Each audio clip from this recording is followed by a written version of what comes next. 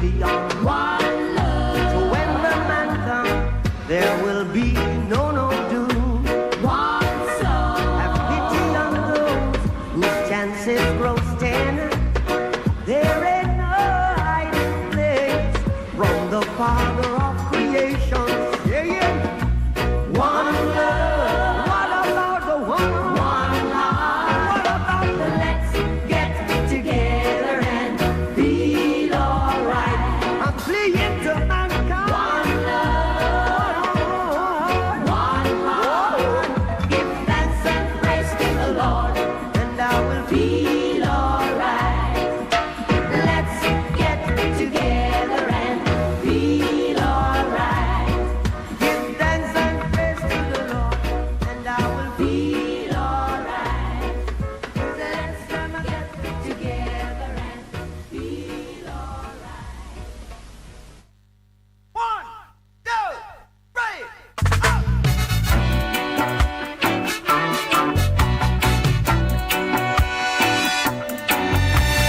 Wake up and live your. Wake up and live. Wake up and live now. Wake up and live. Life is one big road with lots of signs. So when you're riding through the ruts, don't you complicate your mind. Flee from hate, mischief and jealousy. Don't bury your thought, put your vision to reality. Yeah. All together now. Wake up and live. Wake up and live. Wake up and wake up and live. Yeah. Wake up and live. Wake up and wake up and live. Rise,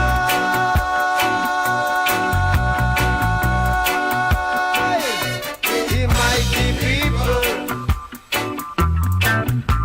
Yeah.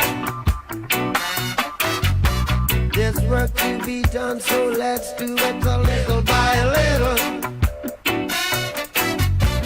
Rise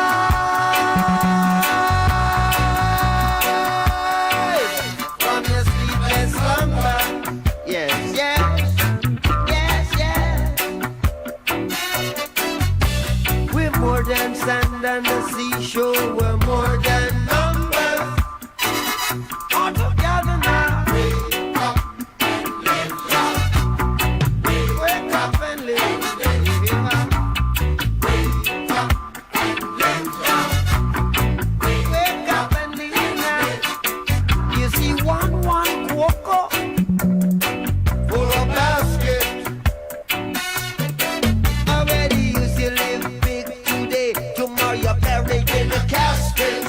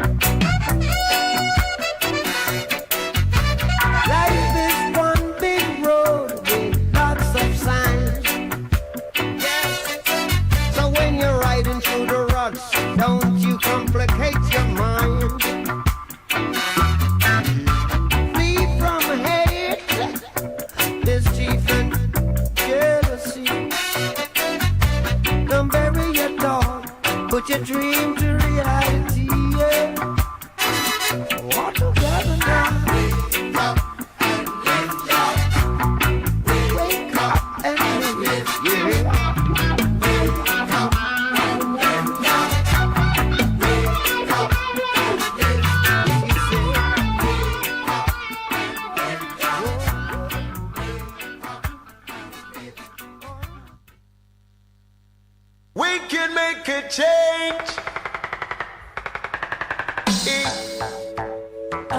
We can make a change. Come together. Whoa, yeah. If we don't change up the valleys and rearrange the system, we're always gonna be, you know, the victim. If we don't change up the valleys and rearrange the system, we're always gonna be, you know, the victim. My heavens declare Rastafari glory. Haile Selassie manifests his life. Now I shall tell of my story, 'cause this story has been lies, yeah. Contradicting themselves in every illustration, and they make believe in a world of confusion. Now I just see that they are not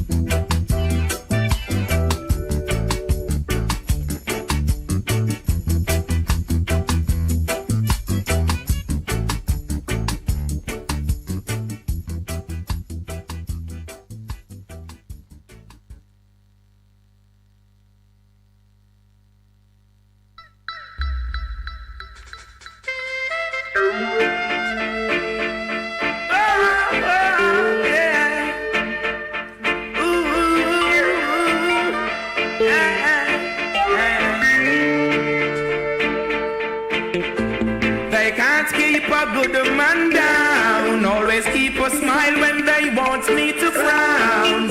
Keep the vibes and I stood my ground. They will never ever take my crown. Oh, damn bless, I say no man curse. Things getting better when they thought it would be worse. Here comes the officers asking for a search. They found no weapon, just only a draw first. But I'm so solid as a rock, they just can't stop me now. Even when they set their traps, they just can't stop me now. People will say this and that, they just can't stop me now. Even when they set up roadblocks, they just can't stop me now.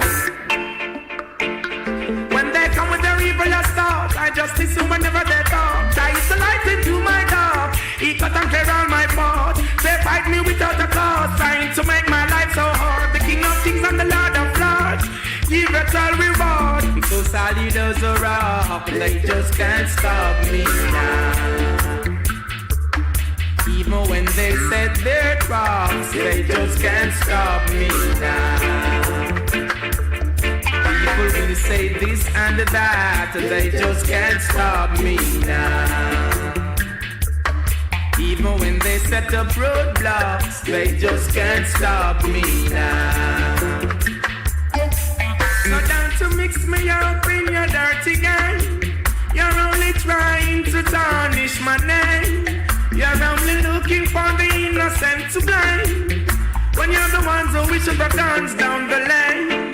You only cause destruction and the pain. But the righteous believes in the rain. Love is all I got to give and I'm not to shine. Looking for the future, the sky I can't tame. Cause I'm so solid as a rock and they just can't stop me now. Even when they send their traps, they just can't stop me now. People will say this and that, they just can't stop me now. Even when they set up roadblocks, they just can't stop me now. So they can't keep a good man down. Always keep a smile when they want me to frown. Keep the vibes and I stood my ground. They will never ever take my crown.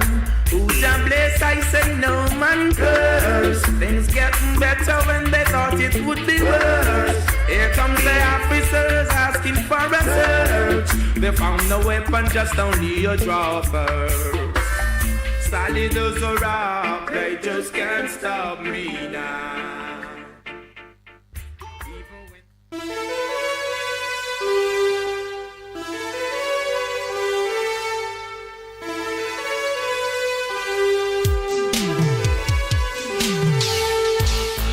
What's the matter, people? Solidarity. Solidarity. Everybody wants the same thing, don't they? Everybody wants a happy end. They wanna see the game on Saturday. They wanna be somebody's friend. Everybody wanna work for a living. Everybody want their children warm. Everybody wants to be forgiven. They want a shelter from the storm. Look at me, I ain't your enemy. We walk on common ground. We don't need to fight each other. What we need. Solidarity. Oh, solidarity. Solidarity. Oh, yeah. Solidarity.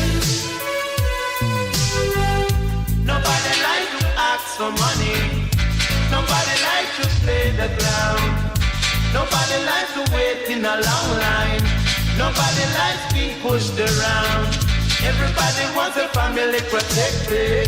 They wanna express themselves. Everybody wants to live forever. Look at me, I ain't your enemy. Don't believe everything you hear. This is no time to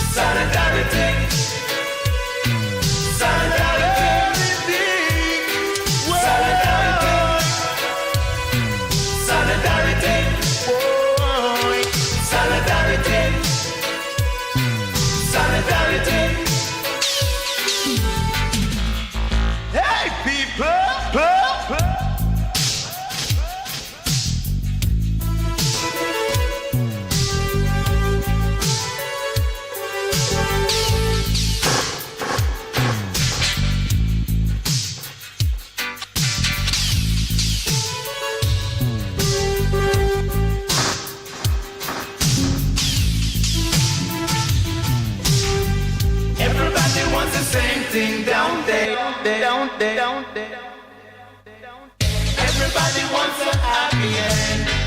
They wanna see the game on Saturday. They wanna be somebody's friend. What we need, solidarity,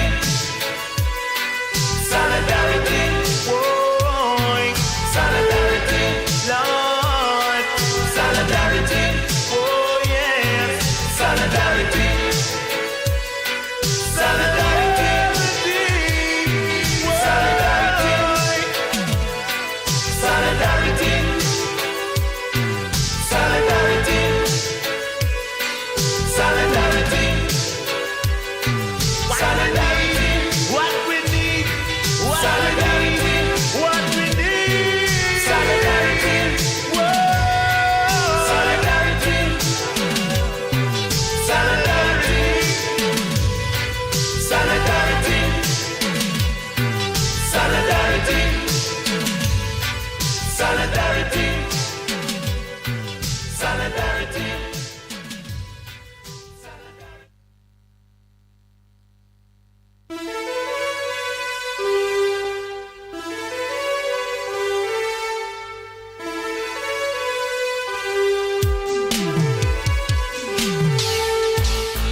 What's the matter, people? Solidarity, solidarity. Oh, everybody wants the same thing, don't they? Everybody wants a happy end. They wanna see the game on Saturday. They wanna be somebody's friend. Everybody wanna work for a living. Everybody want their children warm. Everybody wants to be forgiven. They want a shelter from the storm. Look at me, I ain't your enemy. We walk on common ground. We don't need to fight each other. What we need, what we need. Solidarity, oh, solidarity. Solidarity, oh yeah, solidarity. Nobody like to ask for money. Nobody like to play the clown. Nobody like to wait in a long line. Nobody likes being pushed around. Everybody wants a family protected. They wanna express themselves. Everybody wants to live forever. Look at me, I ain't your enemy. Don't believe everything you hear. This is no time to fight each other. What we need, what we need. Solidarity, solidarity, oh, solidarity, solidarity, oh yeah, solidarity. Solidarity, solidarity, solidarity, solidarity, oh, solidarity, solidarity. Hey people!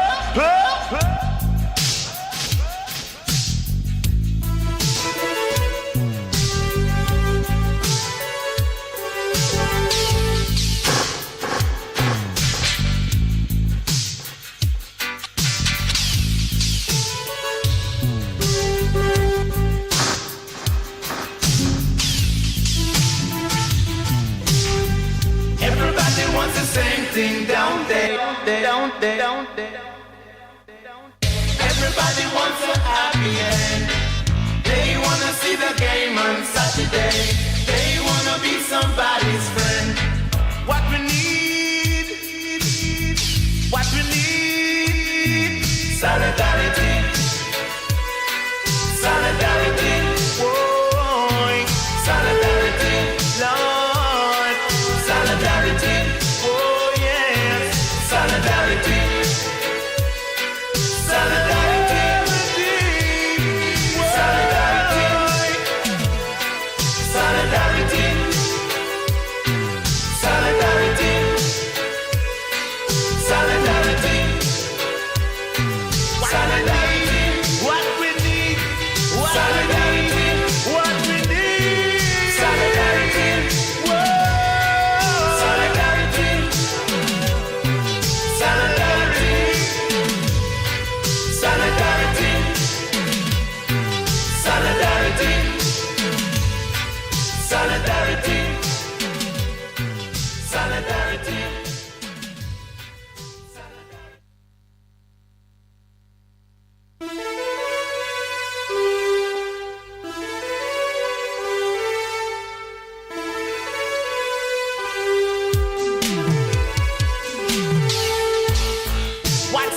matter, people.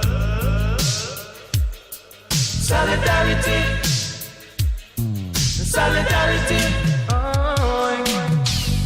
Everybody wants the same thing, don't they? Everybody wants a happy end. They wanna see the game on Saturday. They wanna be somebody's friend. Everybody wanna work for a living. Everybody want their children warm. Everybody wants to be forgiven. They want a shelter from the storm. Look at me, I ain't your enemy. We walk on common ground. We don't need to fight each other. What we need. Solidarity. Oh, solidarity. Solidarity. Oh, yeah. Solidarity. Nobody like to ask for money.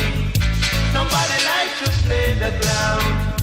Nobody likes to wait in a long line. Nobody likes being pushed around. Everybody wants a family protected. They want to express themselves. Everybody wants to live forever. Look at me, I ain't your enemy. Don't believe everything you hear. This is no time to fight each other. What we need. Solidarity. Solidarity. Oh, solidarity. Solidarity. Oh, yeah. Solidarity. Solidarity. Solidarity. Solidarity. Solidarity. Oh, solidarity. Solidarity. Hey, people.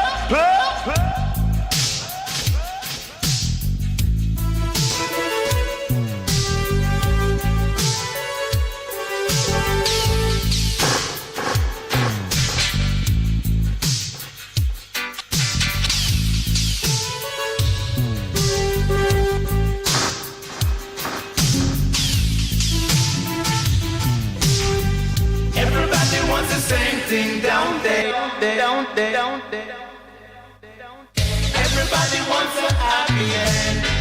They wanna see the game on Saturday. They wanna be somebody's friend. What we need. Solidarity. Solidarity. Whoa. Solidarity. Lord. Solidarity. Oh yes. Solidarity. Solidarity. Solidarity. Solidarity. Solidarity. Solidarity. Solidarity. What we need. Solidarity. What we need. Solidarity. Solidarity. Solidarity. Solidarity. Solidarity. Solidarity. Solidarity.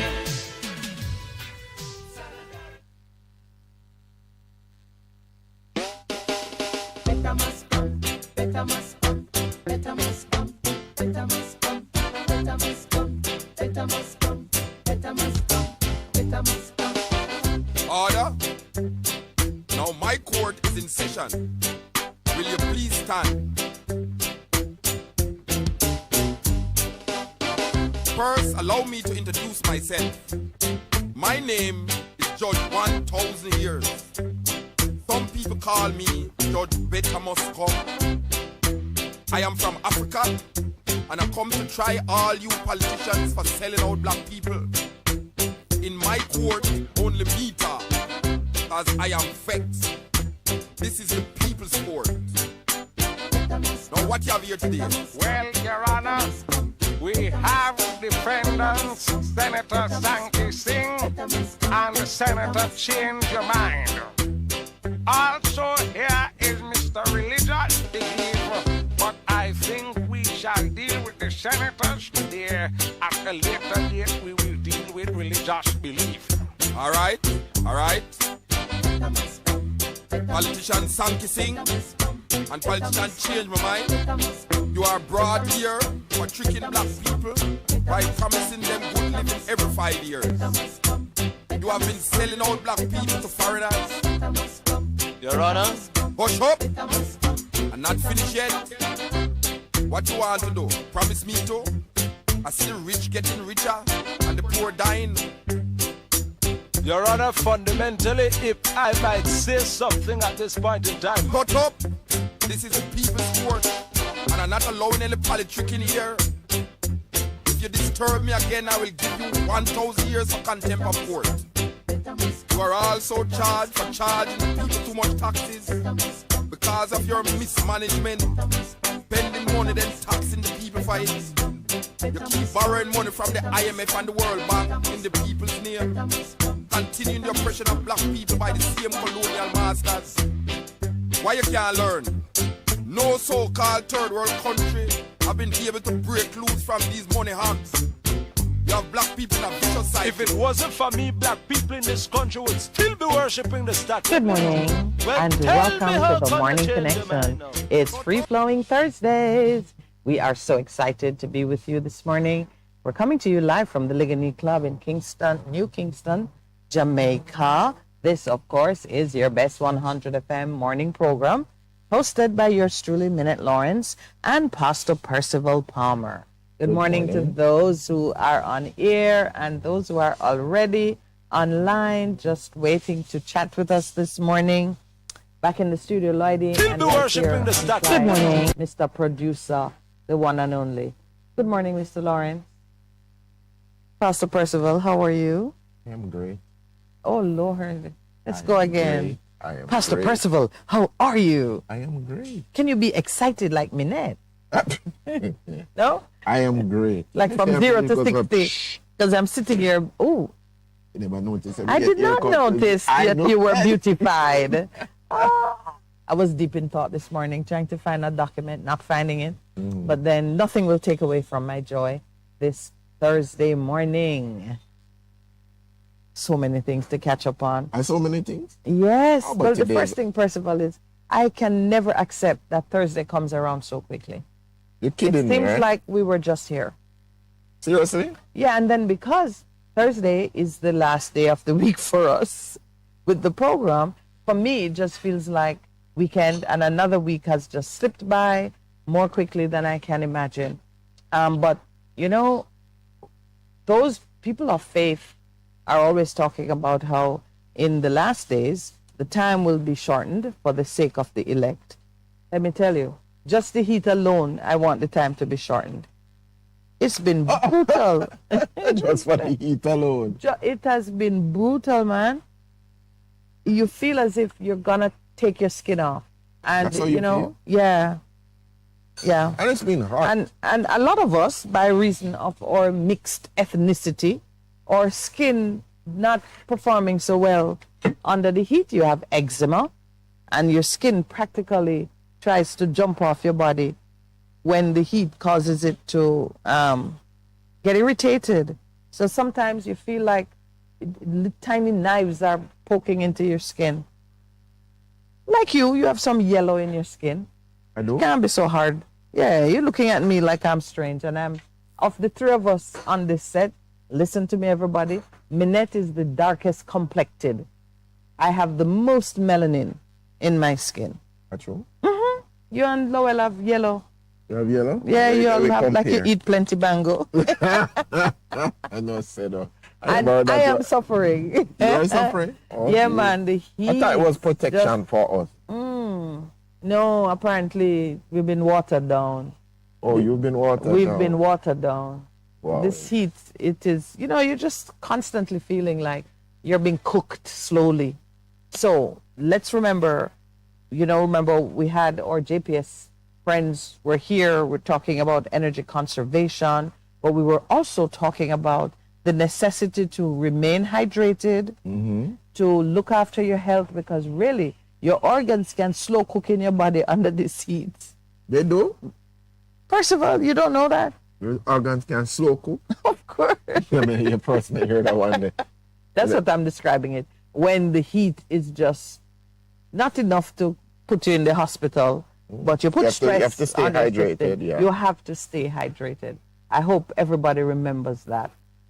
This is a time when you're losing salts, essential salts from your body. So joints are going to hurt more, muscles are going to get achy, and believe me, if you find yourself getting like, what's that, like cramped muscles, You need to muscle work. contractions, And more than normal. It means that you're not properly hydrated. I've actually seen someone with every appearance of full paralysis because of dehydration. Okay. The muscles just didn't have the juice to stretch and flex and move. I don't know if Lowell remembers it. I don't even know how we had to get a lot of Gatorade and For the person. Pedialyte and Just coconut get water just to get her back to good health. Yeah. She couldn't straighten out her legs. It's the first I was exposed to Somebody to someone who was suffering from severe dehydration. We had to severely hydrate her. Anyway, I'm just reminding you that during this season, there's a great necessity. And children and the elderly are particularly vulnerable. As we get older, we think we don't need as much water or sleep. But Nobody needs as much water or sleep. the composition of your body, the high percentage of water that makes up your body, don't change because you are getting older or because you're very young. In fact, I think babies are more liquid. Okay. Even if you hold them, they're kind of limpy and softy. They're highly liquid. So you got to put enough water back into the system. And if you don't like coconut water, then try get Pedialyte, eat lots of ripe bananas, just to get the salts necessary. The balance. To get the balance, to get it back in your body. I'm telling you, a do not great take thing it is coconut lightly. water, yeah, it is, Yeah, don't take it lightly. I will look and tell you what happens to the organs when they're slow cooked in the body. What happens to the kidneys, that high processing organ that is the filter of your body. Just imagine. Just imagine. Ooh, and the quality of your blood, if you're not, listen, it's not pretty. I'm just giving that warning because I know I keep drinking. It's like I can't get enough. Even now we're on air, we're talking a lot. Your mouth gets dry. No? Saliva thickens. Not supposed to be like that. We do need to get some water on set, by the way. When you see one of your fabulous ladies, it's a good time to say good morning to the staff of JD's Urban Pub. They have a full house this morning. So if you were planning to come by to have ackee and saltfish, come late because I already see diners were coming out. Oh, they're here, yeah. Yes. On Thursdays, as you know, we are hosted by our Ligani Club family and by JD's Urban Pub. The Ligani Club, your premier sporting location in your premier sporting location in the English-speaking Caribbean, quite frankly. I know I'm always the one rattling about the Ligani Club, so I'll do the Ligani Club, and you'll talk about JD's Urban Pub. Remember last they week we had spoil potato. you. They had that beautiful sweet potato and pudding cornmeal. and cornmeal pudding. It was close to, because it was so close to the Independence holidays. Yeah, we were still eating native food. Let's put it that way. But I will talk about food. Mm-hmm. It sounds like local treats. Like you've come from overseas, so this is native food. This is our food. Yes, but remember, potato pudding with the scallops on the top. Yeah, that's what makes it native. You grew up on it. Some of the other things you're eating these days, you grew up on it. No, I've gone. I don't know what you're eating these days. No, I've gone back to, you call it native. To cocoa and dasheen. Yeah, my niece brought some beautiful dasheen and cocoa too, but I don't usually call cocoa beautiful, but dasheen, so shapely and full and gummy and kind of gummy. Where's Earl Brown to give me some dasheen memories? Yeah, she brought dasheen, and because she works with Rado, she's seeing, and she was at the Denby. Yeah. She's seen, she was telling me how our farmers are doing a beautiful job of prepping and presenting their product for the market. You know, impressive work going on in some quarters of the nation. Anybody out there have a whole lot of breadfruit? As many breadfruits as you can get to me, we'll take from you. Really? What are you doing? Export. Some friends of mine are exporting breadfruit. Okay. Roasted breadfruit. A gentleman so they'll take it roasted? Yes. Yeah, you roast it and bring it, but you can't take roasted breadfruit from people to export it. We'll get the breadfruit. You take them raw, and then we roast and them. You roast them. Prepare it and package it in the suction thing and export it. There's a gentleman who says, as much as you can give me. As many as you can. Listen, my niece, when my niece in London tell me how they buy breadfruit by the segment, is that where it's going, London? To England? No, I remember, and it's something some friends of mine are continuing to explore. Somebody said to us, as much as pre-packaged food you can get that has been roasted or cooked, and then you freeze wrap it, suction, and send it to Europe. You can. There's a market for it. There's a market for it. Yeah, well, when my niece tell me that she had come for the holidays, I think it was around Christmas, and she was telling me that she is living in London. There, at Christmas time, they make a special effort to do a traditional Jamaican breakfast with all of the things that you remember from your childhood that you love. So roasted breadfruit, fried with some ackee and saltfish and some corn pork. Yes. It's a hit, yes. But she tells me, you know, like you would pay £4 for a segment, like a quarter. So, you know, in Jamaica now we roast 3 breadfruit. Yes. Oh, my Lord. Her kids were wide-eyed at this feast. Because her kids? Yes, because they're accustomed to, you know, you buy a half or a quarter, small family, but nobody's expecting to eat more than 3 slices. And so she bought up 3 roasted breadfruit when she was No, we at my house, we're doing breakfast. And they came. We have breadfruit 3. Okay, so they came. Yes. And they're going, wow, they've never seen so much bread. This is like gold. Oh, my Lord. Oh, geez. You know, so many things we take for granted. Oh, gosh. So even today, as we celebrate Marcus Garvey's birthday. Yeah, today. Please, may I just say my word for the sponsors? Yes. And I was saying you will do JD's Urban Pub because they spoil you. Anytime Pastor wants fried dumplings with his breakfast, somehow there's a chef in the kitchen that will manage to get some out for you. Tinge of envy? No, I'm giving you a task which I expect you to do well. And I lay the foundation. I lay the foundation. Oh my Lord. So when you speak about them, you'll be sure to give full credit for the way they take care of you. I love how they treat me. Yes. Okay, so Ligani Club now. This season, if you're a squash lover, you can pass by to see the trials for the senior squash competition, regional competition, that's actually being hosted in Cayman Islands, I think, in another week or 2. But right now, the trials are taking place at the club. We do have 6 squash courts. 3 of them are glass courts, so they're good for spectators to just watch, enjoy the game of squash. We have 8 tennis courts, full-service gymnasium, a large-size, family-size swimming pool that you're gonna need in this hot, hot summer, walking trails in the garden, and the hotel rooms are beautiful and reasonably priced if you want to spend an overnight in Kingston for a day or 2 maybe. That is our Ligani Club. And we have a resident chef restaurant, which Pastor will speak about when we return from our break, because it is 7 o'clock, and I've managed to flow freely into the 7 o'clock break. Your time when we return, Pastor Percival.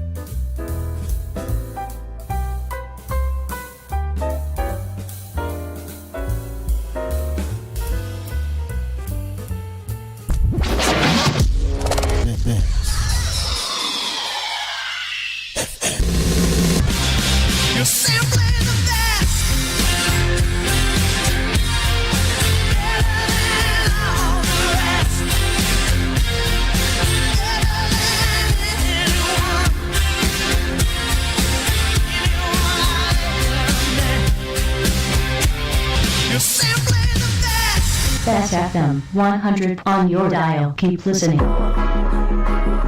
The prestigious Governor General's Achievement Award was established in 1991 to recognize excellence in academics, leadership, and community service. To date, 944 Jamaicans have received the award.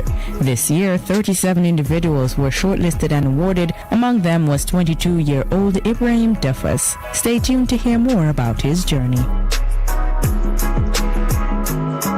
To this day, I am really so surprised that out of the 700 and odd people who had applied for the Governor General's Achievement Award, I was one of those 37 who went on the stage and collected it. So 22-year-old Ibrahim Duffus is a past student of Wilmer's High School for Boys, where he attained 9 Caribbean Secondary Education Certificate CSEC subjects with distinctions and 10 Grade 1s with distinctions and 1 Grade 2 at the Caribbean Advanced Proficiency Examination CAPE level. While at Wilmer's, he served as a prefect, assistant senior prefect, and secretary of the Environmental Club, where he promoted healthy eating habits. Still in awe from being awarded the 2023 Governor General's Achievement Award, Ibrahim shared that he was nominated by fellow Wilmerian, 2023 Jamaican Rhodes Scholar and past Governor General's Achievement Award recipient David Salmon, who he said has been an inspiration and role model to him. he just had that confidence that I was able to do well, just to keep my confidence and my positive energy up. He said that even if I did not get through with the Governor General's Award, it would be a good experience with going into an interview and keeping my confidence as well as answering the questions clearly. It would help in a lot of future situations. Just from that confidence that he had with me and our previous relationship, he thought it best to suggest that I apply for the Governor General's Achievement Award under his nomination. Ibrahim said he had little hope of being a successful applicant for the Governor General's Achievement Award because he was recovering from what he described as a series of disappointments. I've done previous applications within that 2-year period and I did not get through to them. I had actually applied for some universities overseas, but due to the pandemic, I never got through, and it really just had a major hit on my self-confidence. I think that event really planted a seed of doubt in my own self and my own abilities, despite my accolades over the years. And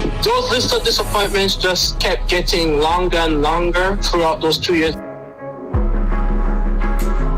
When I read the first line saying that I was accepted, I felt as if my mind was just blown at that moment. I was sitting at the desk and I was just staring at the screen for a good minute, reading over that first line. I did not even read much of what came afterwards. I was just reading that first line over and over and over again. My hands were trembling so much. And when my mind finally rebooted from that experience, I had ran downstairs to my mother while stuttering badly. I was trembling. I barely could get my words across. We were just so happy.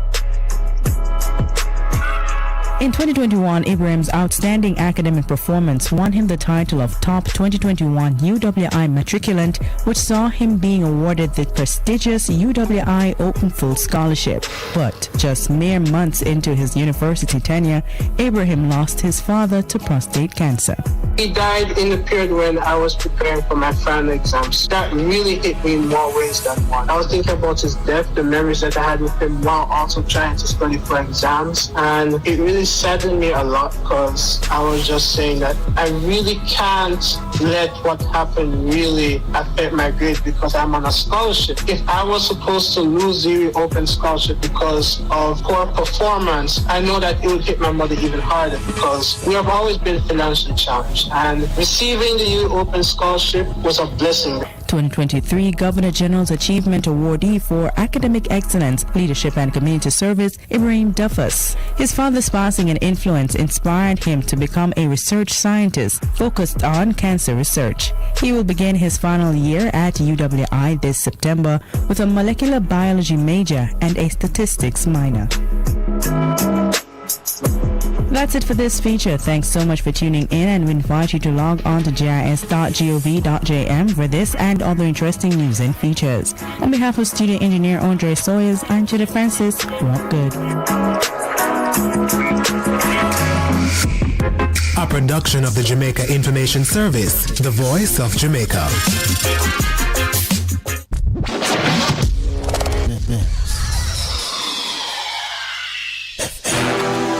Shalom, this is Bishop Nathaniel of Israel United in Christ. Join me every Sunday at 5 p.m. on 100 Bess FM, where we will discuss the truth. What's the truth, you ask?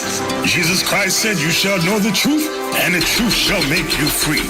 The truth is, brothers and sisters, that Jesus Christ is a black man. The prophets are black. The Israelites are black. And the people of Jamaica, that's right, the people of Jamaica are Israelites.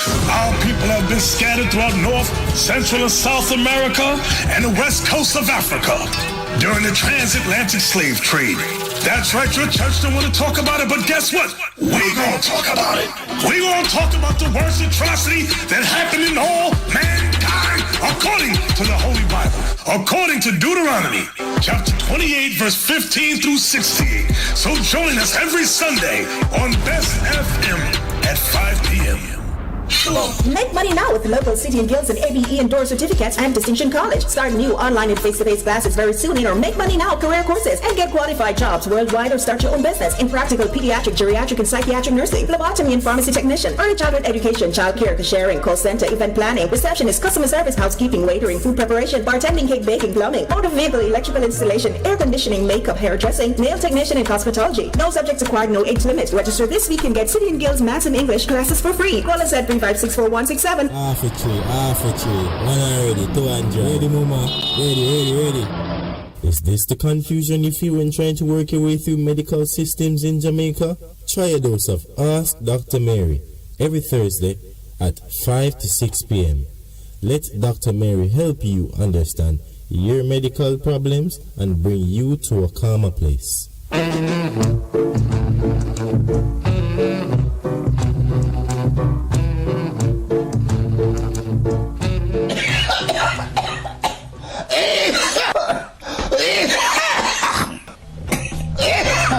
That no sound healthy at all. Get healthy, my friends. Stay balanced. Tune into this station, Bess FM 100, every Saturday morning, 8 o'clock to 9, for this wonderful program, Your Health Today, with me, Dr. Clarion Palmer. Yes, get healthy. Stay balanced. Bess FM 100, Saturday morning, 8 o'clock, with me, Dr. P. Get healthy.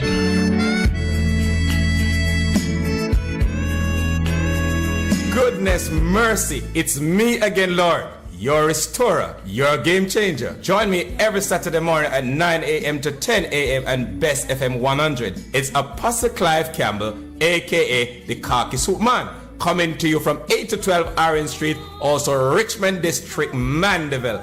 Embrace the change.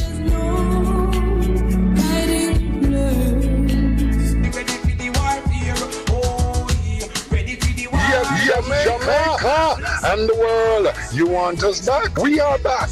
The Breakthrough Deliverance Ministry, led by me, the prophet Mark Stewart, right here on Best Morning Connection is not your usual talk show. We aim to stimulate discussion and chart new paths to self-empowerment. So please join us, Minett and Percy, on the Morning Connection, Mondays to Thursdays, 6 a.m. to 10 a.m. on Best 100 FM.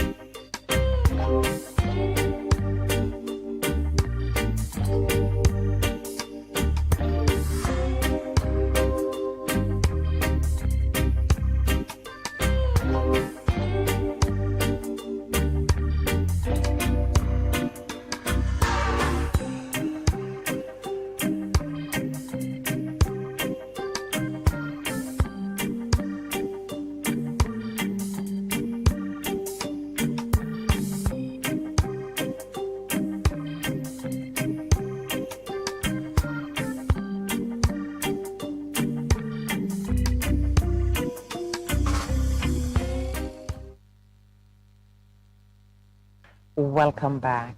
It is 14 minutes past the hour of 7 o'clock, and it is still free-flowing Thursday. I started off by just talking up a bit the virtues of our main sponsor on a Thursday, Ligani Club.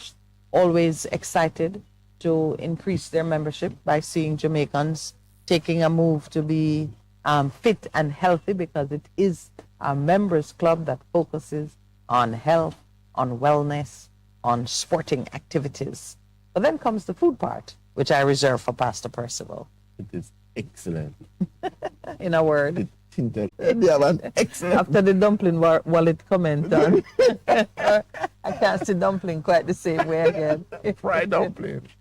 And their different dishes, the ackee and saltfish.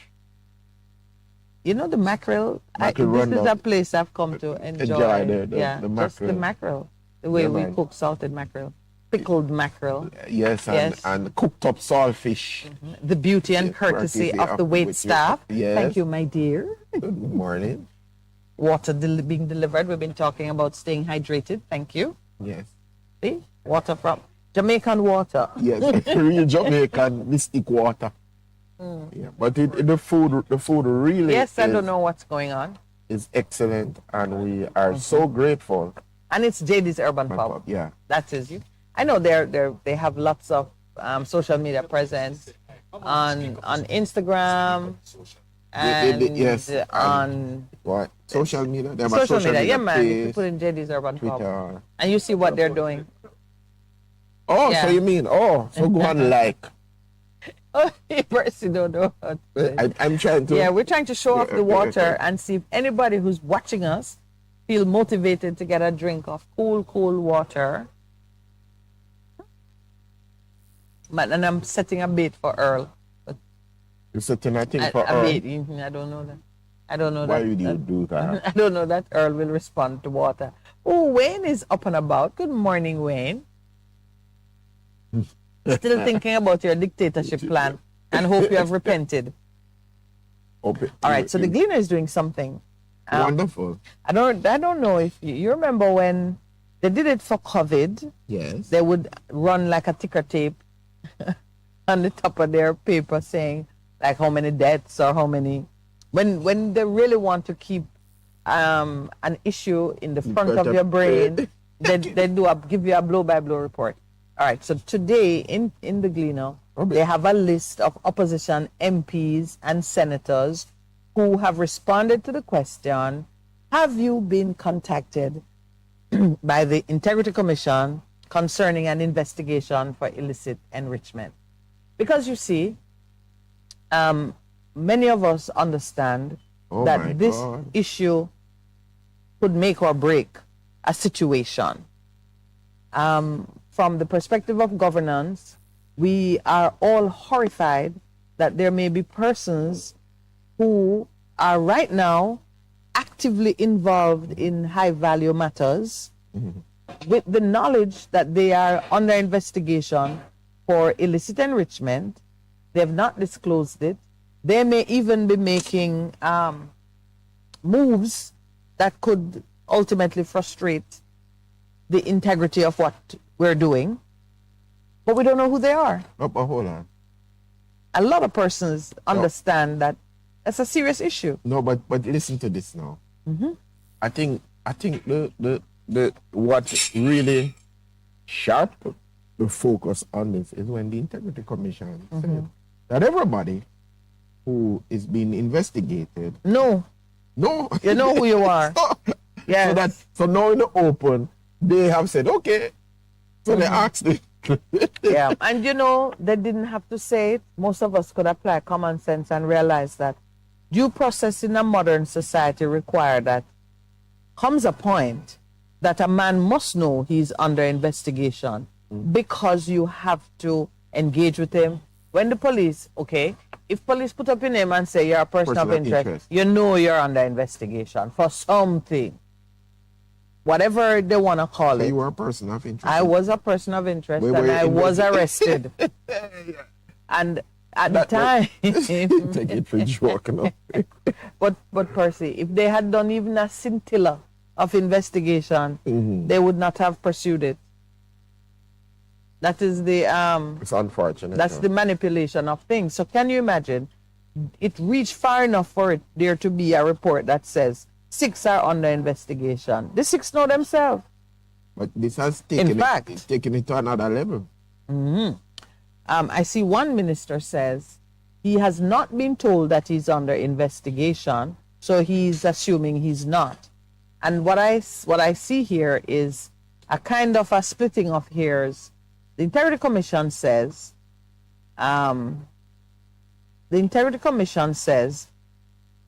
lawmakers who are being investigated for illicit enrichment must be so advised. Declarants under such an investigation must, by law, be given an opportunity to explain how they came by their assets. Okay, so when Mr. Remember, you have to follow the trail. So when our erstwhile Minister of Justice says, remember you hear that comment, and I'm going, why did he have to say that? Why did he say that? Oh, now we begin to you understand? Yeah. Okay, so this is what the inquiry would be like.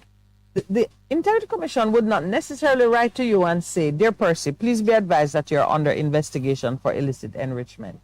They may write to you and say, Dear Percy, please explain how this information match up with that information. I'm just theorizing here. I don't believe investigation is a process of inquiry into facts. And the process will require letters being sent to individuals asking questions.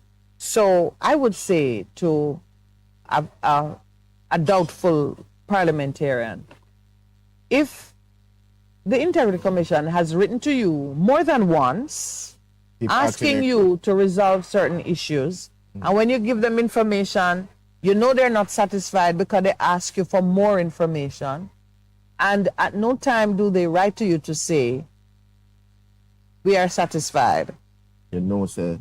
And if they don't write to say, we are satisfied, you are under a duty to self to ask them, have I satisfied your queries? If they don't answer you, assume it's a no. Yeah. Unless they tell you, yes, we are satisfied, just assume you're under investigation. And you don't necessarily need to withdraw from public life, but begin to make your arrangements for robust defense of self. That's what I would say to you. But it's the same procedure that happens with those who work in the public sector. Because remember, in the report, public officials. And I pulled it up. So there were 6 parliamentarians, and there were another 20 odd people in the public sector who, one person had gone to court and been convicted, right? But there were some that they were continuing investigation. So it's the same process across the board for everybody, isn't it? Yes, it's the same process. No difference. Yeah, so and one of the headlines that we saw about 2 weeks back, that this lady who was a custom had about 25 different accounts. And I'm going, why these various accounts, you know? So that alone looks suspicious. So opposition MPs who responded, I'm not going to call their name because as you can imagine, there's only 14 of them have said no. No, they're not getting, nobody not accept. Nobody has asked them or advised them that they're being. And the same thing for the 8 senators. Oh my The same Lord. thing for the 8 senators. So the spotlight is where that there's a gag order. So assuming that they've all answered honestly, yes, it's not an opposition MP or senator. Meanwhile, in the other camp, the camp where it really matters because they have more power and access, Minister of Information has announced, quite out of character, really, because he's always filled with comments. Always have something to say. Always have something to say. He has announced that he has no information on this matter, just borrowing words from the producer. But on behalf of the ministers, he told the press that a prohibition, their own gag order, has been imposed on members of the executive and members of the government not to speak on matters relating to the Integrity Commission, and this is a cabinet policy. No become policy. Mm-hmm. So when the Prime Minister did say, I'm going to stop the cascas. And that's the policy. some people continued on to press. And some people went with impunity. It got worse after he said that, actually. Yeah. So hear this. We are speaking a lot these days about freedom of expression and the extent to which you can really muzzle an individual. Mm-hmm. The Prime Minister has already been taken through the courts for seeking to control the exercise of conscientious decision-making by senators when he asked them to sign a letter, sign a letter committing to resign if they didn't follow a certain course. Mm-hmm. Now here we are, answering a question pertaining to your personal status is not commenting on the Integrity Commission. It's not commenting on matters relating to the Integrity Commission. So to stop a parliamentarian from saying, no, I am not being investigated, or I have not been so advised. I wonder if people going to really say, that is a muzzling of, yes, that's a muzzling of their freedom to speak on a personal matter. Because you are going to go to prison, you know. Thank you. Not only that, remember, you know, that these are persons elected by their constituents to represent their interest in Parliament. So, as a constituent, looking on my MP and wondering, is he one of them? I would expect that my MP would come to me and say, I am not one of them. So because you can't say this is now trust between the citizen and their representative. Because you're not elected. You are not elected by the party, the Prime Minister. By the party. Or by the Prime Minister. Yeah, you are not elected by them. So now if I know but who does this policy target? It is an imposition. The prohibition is imposed on members of the executive, so that would mean cabinet, and members of the government. Should mean who are members of the government. Parliamentarian. So now is my representative is saying can't speak to me. If I, as a constituent, go to my MP and say, please tell me you are not one of those. Person, you can't. He's going to tell me now that the Prime Minister say I cannot speak on matters relating to the Integrity Commission. It's not funny. You just see where it's going. It's unfortunate. Because remember, you know, and this thing came into being when people, before, if you're a part of the cabinet and you're a cabinet minister, you had ultimate responsibility for your portfolio. Yes. But it morphed into the cabinet. Join up government. So the question now is, what does that mean? Because I am responsible and I must speak. You give me a work to do and I must be held accountable and responsible for what I do. So when you tell me, say, boy, a cabinet decision, this mess that nobody can look through and find out and hold people accountable. That's crazy. I do not believe that there's any space in representational politics for an elected official to tell the people who put him in that the Prime Minister has forbidden him from answering a question on something that pertains to his covenant with the voter. Yeah. This would be turning democracy on its head. Oh no, I cannot speak on that, the PM says. You know, that would mean no, you are not the man to represent me. So if somebody call it circling at the wagon. Definitely. That's what is happening. So there's a policy decision from cabinet that we do not comment on the Integrity Commission. I understand that. Unless you're praising them, you should not be speaking against an institution of government. And you should know that before you began to call them names. Then it gets deeper. We do not comment on a creature of Parliament that is overseen by Parliament as cabinet ministers and as members of the government, Morgan stressed. That is a good policy, but one is not asking you to comment on the work of the commission. One is asking you to speak on your personal status. So if they were asked, did you file your report? Yes. Did your declaration? Yes. Would that be commenting on the No. IC? Could not possibly be. That comes at a nice juncture. Yes. Hard help us. It's time for 7:30 break. All right, we'll return.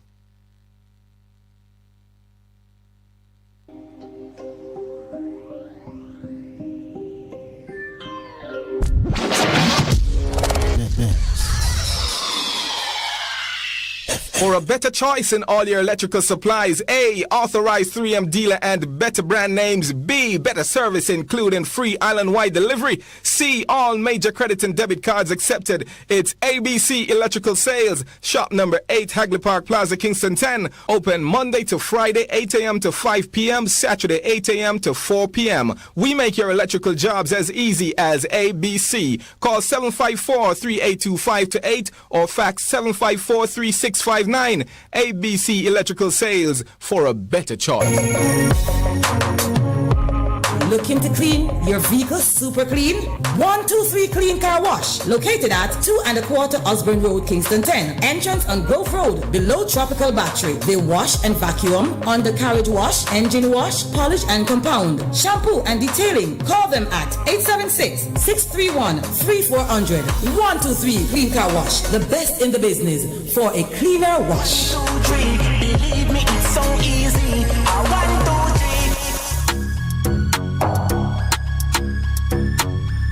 Are you in search of genuine shocks, power steering pumps, engine mount, fender liners, strut mount, front end parts, engine parts, electrical switches, sensors, and so much more for your Honda Ridgeline vehicle? Well, look no further.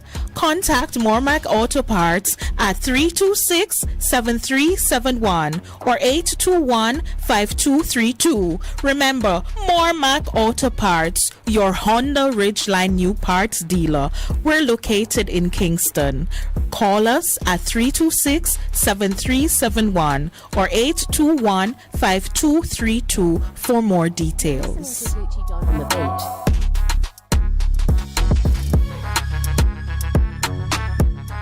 What should a taxi service do for you? On-Time Taxi Service is more than just a ride to the other side of town. They offer clean and spacious vehicles, reliable service, and promise to always look out for their customers. They'll come when you call and take you where you want to go on time. From anywhere at all.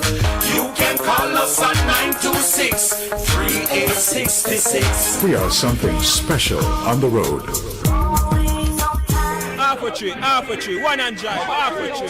Bossy, how we do I take taxi start? Jano, I want to tell you, say, 2 months now, my transmission mash up, and me check everybody and can't hear nothing positive. Yeah, hear me? Yeah, waste all that time I shop around and never call the experts. Winters Auto have them.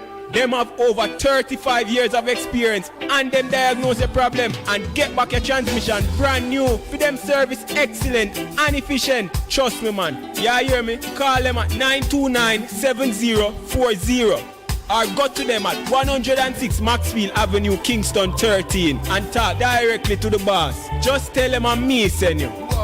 You big star. Yeah, man, respect my boss. Yeah, try and call him, cause trust me. Waiters Auto Spares and Repairs, good afternoon. What a relief. Best 100 FM is the authentic voice of Jamaica, promoting your prosperity with better vibes and better music. Let us promote your goods and services for you. Advertise with us. For more information, call our office at 876-276-8935. That's 276-8935. Greetings. I go by the name of Miss Wire Waste. Catch me on Bess 100. I will be discovering the greatness of Jamaica and Jamaicans through people, places and things, home and abroad. playing you some good music, along with interviewing artists, soundmen, producers, and Jamaicans making a difference all over the world. So catch me between the hours of 10 a.m. till 2 p.m. Monday to Thursday on Bess 100 FM. One love, one love. Stepping from across the street, smiling happily with everyone you meet. Vejan Printers for all your printing needs. We specialize in calendars, flyers, brochures, and more. Call us today at 968-7506. That's 968-7506. Or visit us at 4 East Bloomsbury Road, off Haggard Park Road. Vejan Printers, your best choice in printing. The Morning Connection is not your usual talk show. We aim to stimulate discussion and chart new paths to self-empowerment. So please join us, Minett and Percy, on The Morning Connection, Mondays to Thursdays, 6 a.m. to 10 a.m. on Bess 100 FM.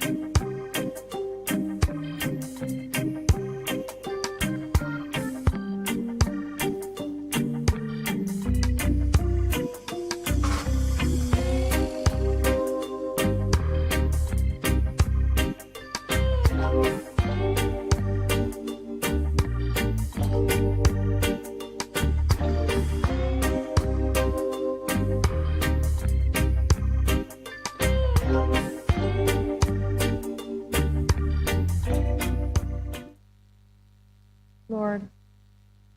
Welcome back. 7:38. Ah, yes. I got confused by the time. All right.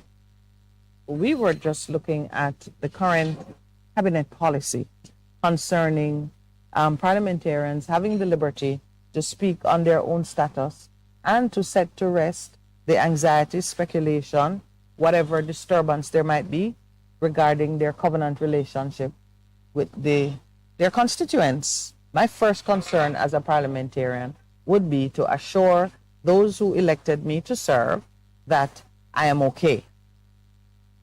But beyond that, those who are concerned about governance are rightly concerned that for a peculiar infraction such as illicit enrichment,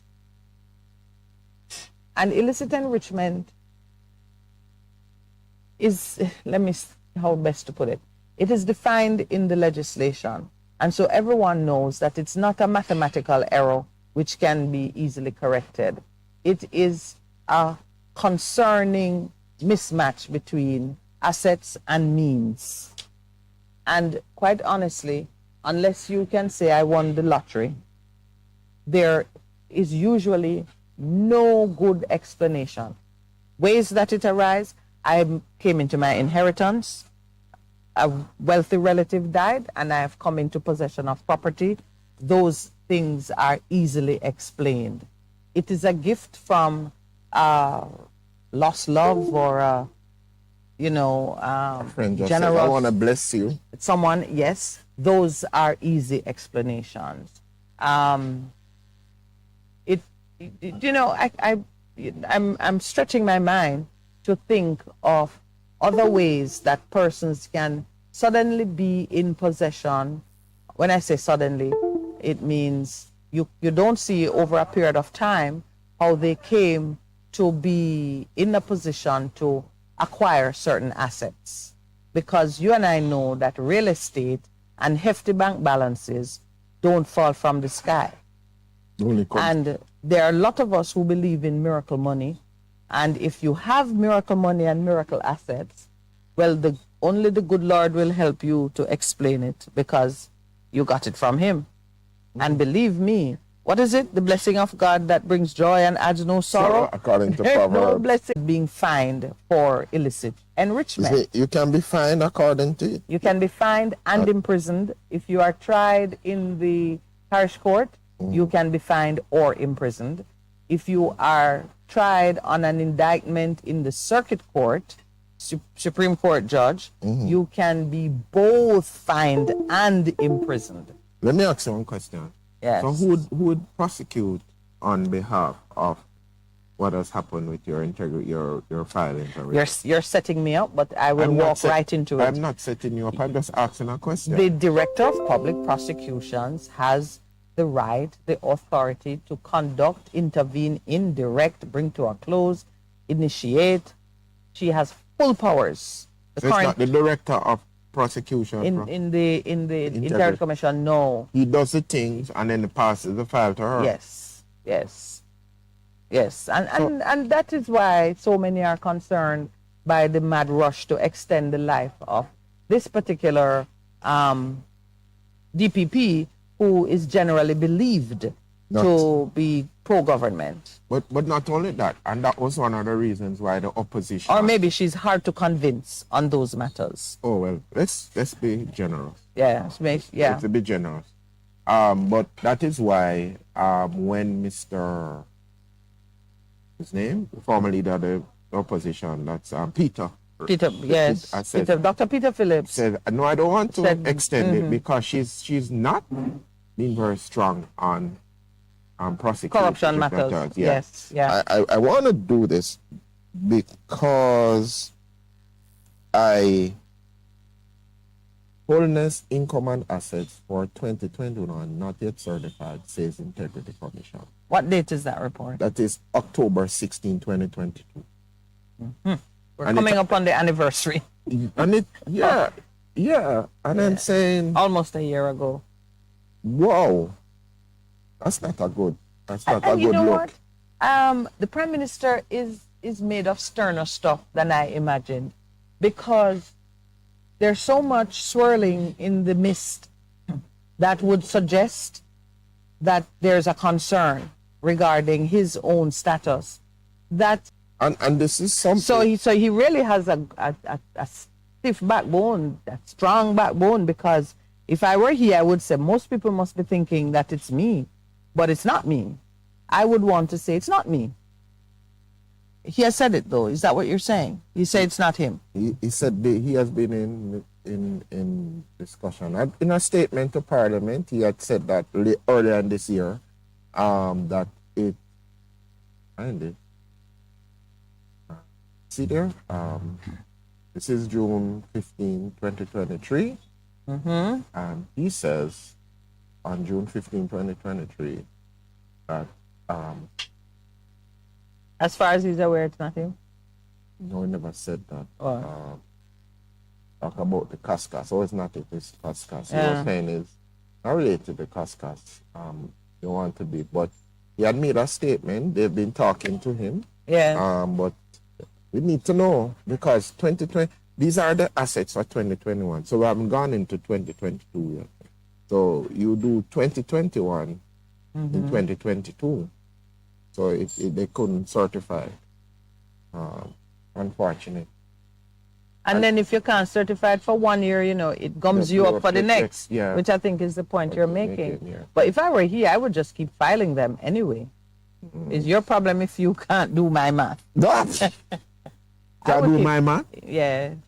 Yes, right. Because presumably he's satisfied that he has filed something that is complete. So if the Integrity Commission can't wrap their mind around its completeness, then that's their problem. We have to, but his obligation is to file it, theirs is to vet it and publish it. So he takes care of his part, he does the filing. It's unfortunate though. Really unfortunate. Really, really unfortunate. Here we are in the middle of it when we're trying to chart a new course for our country. That the leader of our country is embroiled in this kind of thing right now. And so it makes the trust deficit even wider. Yeah. I wonder how he must feel in public, and you don't know what persons are saying. You see, yesterday when we went into prayer and we were speaking, and these are not words to be taken lightly. But if there is, I believe that, I think it was Wayne who contributed it, about the truth setting you free. Yes. I believe that when you are open and speak your truth, what you believe and accept, and what the thing that keeps you going, when you speak it and you begin to take decisions and make your moves based on the integrity of your own statements and beliefs, hey man, who can stop you? Yeah. So I think we're moving in the wrong direction with the gag order. The cabinet gag order is a move in the wrong direction, because those parliamentarians serve at the behest of the electorate. Do they really do that? Because after they get elected, they forget. It's one of the issues that's occupying the reformists, because we want politicians who go in on a ticket that is that we set. We want them to be accountable to us. We don't want them to be accountable to the party leader. No, it can't be, and that's how the politics has gone. And that's how it has gone. And a prime minister who is comfortable saying to parliamentarians, "You're forbidden to speak on this or that matter," and it's not a matter covered by the Secrecy Act, because if it were, you wouldn't have to tell them that. You would simply prosecute them when they breach it. But this gag order is of a different sort. This is a muzzling of persons in whose interest it lies to speak the truth and to speak plainly. But you don't want them to, because it might create an exposure for somebody else. Those somebody else need to get up and speak and move and act and do whatever it is they want to do. So we need whistleblowers. We need whistleblowers in the parliament. But honestly, I think they all know that there are names already circulating in the street. Oh, there are? Of course, everybody have their list of the 6. Or some have 5 and can't say who the 6th is. Is it for real, or is it just speculation? Well, you never know. But I suspect that there's some truth to it, because these documents are not written in invisible ink. Oh, yeah, because it has to pass through people's eyes and their feet. It's fellow Jamaicans who are working on it. Oh, my Lord. And some of the Jamaicans have strong enough political sentiment to say, you know what, the silence has gone on for too long. Oh, boy. The best way, it's like, I'm borrowing from the producer now, who always says, don't suffer in silence. Don't let anybody isolate you in a corner and then hold you hostage and let you believe that you're alone in the world, and unless they help you, you can't be helped. So I borrow that from him. In my own book, I say, if you threaten to blackmail me, I'll speak it out there myself. You don't need to blackmail me. So in a situation like this, if I am one of the persons involved, my instinct would be, rather than to leave it to come out at some time when I can't control the wolves, You can't I would control the choose my narrative. moment. I remember Mike said that. Absolutely. I remember when Mike was on the program, he says one of his lecturers was the guy who, at Harvard, was the guy who led Clinton in terms of Lewinsky. And Yes, he said it is they the control the American narrative. president. He think it goes to them release and control the narrative. But wow, it's better you be in It's control. of the better you narrative. control the it, narrative, but who than don't wait. know that? You don't have to have a Ivy League education like our brother Mikey. But what Mikey says sound. Yeah. And I'm pleased to know that that is what a high-priced education would get you. With my moderately priced education. You control the narrative. But it also means... He was on scholarship. Yeah. He was on scholarship. He was on scholarship. So Scholarship have value. It has some value, yes, Mhm. I'm looking at some very disappointing news. I just mentioned it briefly. A senior fire official, they describe him, but is a senior member of our fire brigade, is facing sexual assault charges. A National Youth Service volunteer, a 14-year-old girl, has reportedly been left traumatized after being sexually assaulted by a senior member of the Jamaica Fire Brigade who has been arrested and charged with attempted rape. This is a man who they say has worked with the 33 years. organization for 33 years. Oh, Lord. Wow. One of the things that jumps out at me when I hear that, I'm just saying, we are men and we have to be so careful in terms of the different things that happen to us. We must remember that one thing that is at the center of my mind in terms of every action, if God is there, but if He was standing up right there beside me, would I go through with this action? Yeah. Would I go through with this action that I'm considering about? And it's whether it is fear of the judgment or just holding yourself accountable, Yes. recognizing that Doesn't matter. it acts as a kind of a boundary And- that yeah. you don't cross in terms of certain things. And and even if it is a struggle that you have, meaning you find yourself being constantly drawn to certain activities that are unwholesome, but you fight against it. Yeah. Oh, let me tell you about drama yesterday. So I'm going home yesterday, and we're driving heading to Manor Park after you come round the stoplight. And we're driving to this car, and I noticed a taxi ahead of me. I see a lady failing and kicking and thing. And I said, what is happening? So the car is ahead of me. And we stop because it's Jack. And he goes up, and the man, I said, what is going on over there? And we see the lady trying to open the door and can't come. And when they stop, the traffic light goes to green. The man in front of me just carries his car ahead of the taxi and block it, and I'm blocking him. And that's when the lady just jump out and run. She was not scared. She was not clothed, but she was. Oh, no, you mean she was fully clothed or she was scantily dressed? Scantily clad. But she was trying to get out. She was calling help, and she opened the door, tried to come out. And then eventually, when we blocking the car, that's how she came out. So she's on the side, and the taxi man goes ahead. Meaning he drives away or he gets out of the car too. He drives ahead, goes ahead, and we see a policeman. I look like the guy that was ahead notified him. And when I'm going home, I see the police jump on him bike and ride. And I go behind and I say, I don't know what was happening, but that lady was struggling. So I say, you have to come to the police station with him now. You're the man now. You must mind your own business. The taxi driver said that? To me, must mind my own business. But that is your business. Does you know you're a justice of the peace? It's not the justice. It's just being a Jamaican and seeing a lady struggling and failing and trying to come out and the struggle. I would say, no, man, something wrong here, so. So he went down to the police station. He had to go.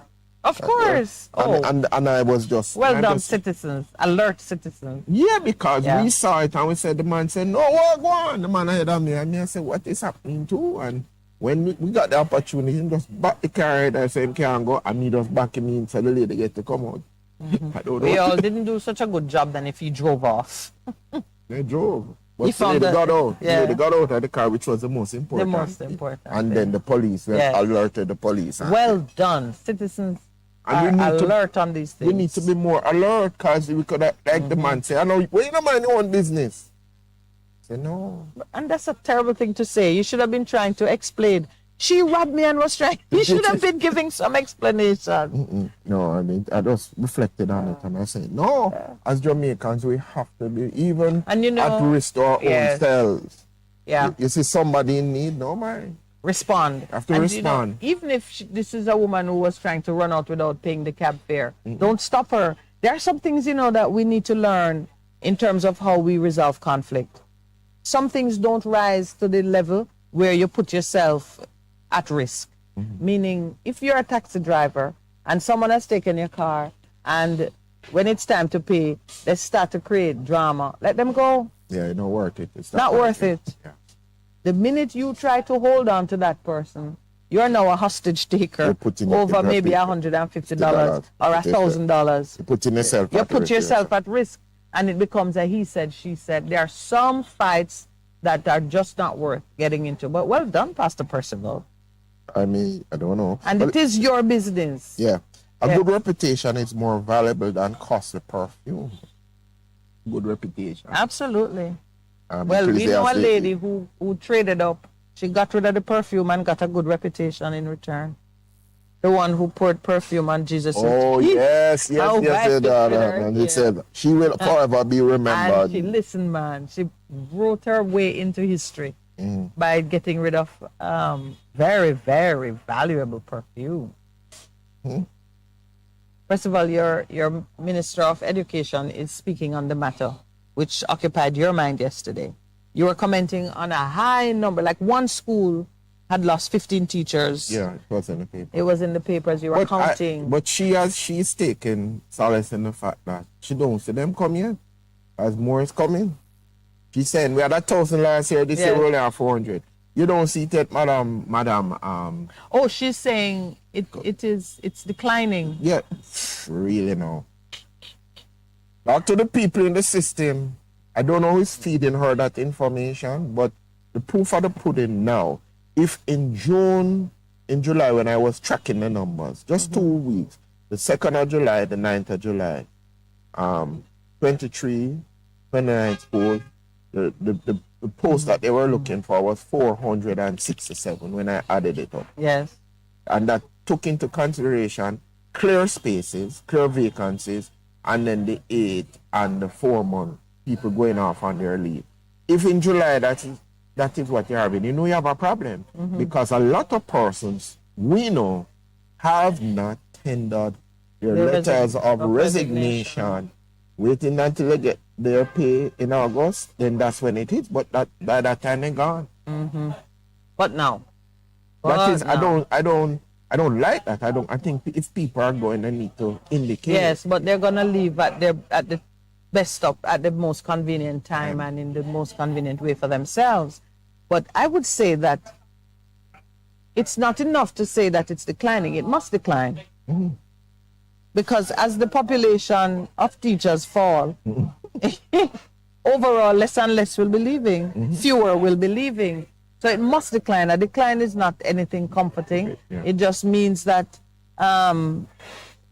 maybe you're already past critical mass in terms of who's leaving. And the minister, you see, you can use numbers. Remember, in university, use statistics to that picture. Of Minister, course. go to ask them how many schools you have a complement on the establishment of 70 teachers. And how many schools I've already lost. No, finish with 30%. the full complement of teachers. Yeah. Because at a prominent high school, somebody was actually leaving today. Went on and said this week it was 12. Now we need 25, and it is growing. That's in July. And this is prominent high schools, Yeah, I kind of don't like how she's responding to it because the first ones to go are not usually the new ones who are uncertain about earning prospects and future prospects. So the first rush will be mature, and that's what has been happening. Senior The teachers 20-year who have been teacher. displaced by the changes that, diminish their value and reputation, Yeah. those left. And those are important ones that you need to Those be are training. the backbone. That's Those the are the backbone. mentors of the- Right. So, and those are the teachers who have left, because remember somebody said when they started recruiting,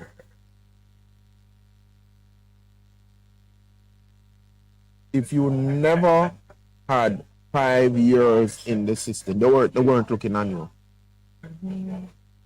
But now, if you have just left teachers college and you have 2 years, they will take you.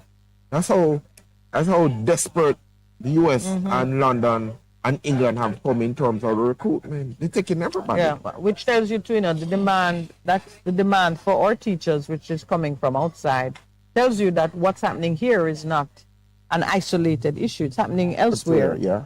And the drift is more likely to continue than to stop. In terms of what is happening.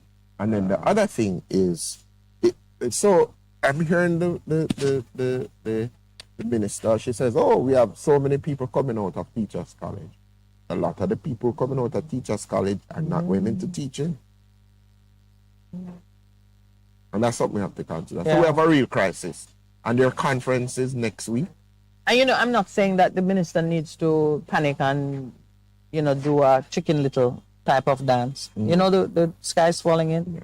We're not saying that, but we're saying they need to really look at the system. I feel like she's not being forthright with us on the impact of what is happening and wanting us to feel that all is well or better than is being reported, whilst possibly not taking the proper steps to address the problem. For example, the Ministry of Education I believe that their effectiveness is being undermined by the strategies being put in motion by Hart and the other, really, the new Minister of Education. Yes, the ministry that is growing in the Prime Minister's office.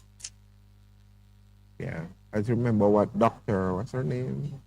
Morrison, the new lady. Oh yeah, Dana something Morrison. Yeah, double-digit name, double-barrel name. What she has said. What she's doing is way more important to our future than some of these, and I believe like the teachers know it. I think they see the death knell being tolled over the approach in the Ministry of Education, and they'd rather be a part of something that is either fresh and innovative or certainly performing more in closer alignment with what a Ministry of Education should be doing. And if we have to, unfortunately, you have had structures, and the structures have strongholds in it. And you ask yourself, how do we move this? Because remember, how do we move this forward? Because remember, the Ministry of Education, as you point out, is the oldest. It's the oldest, it's on the police and mostly finance. And how do we fix that? How do we fix that as a country? What are the strategies? What is the consensus that is needed? And it's fixing it in a transparent way, because I believe they're fixing it through what they're doing with Hart and in the PM's office. I believe that's what they're doing.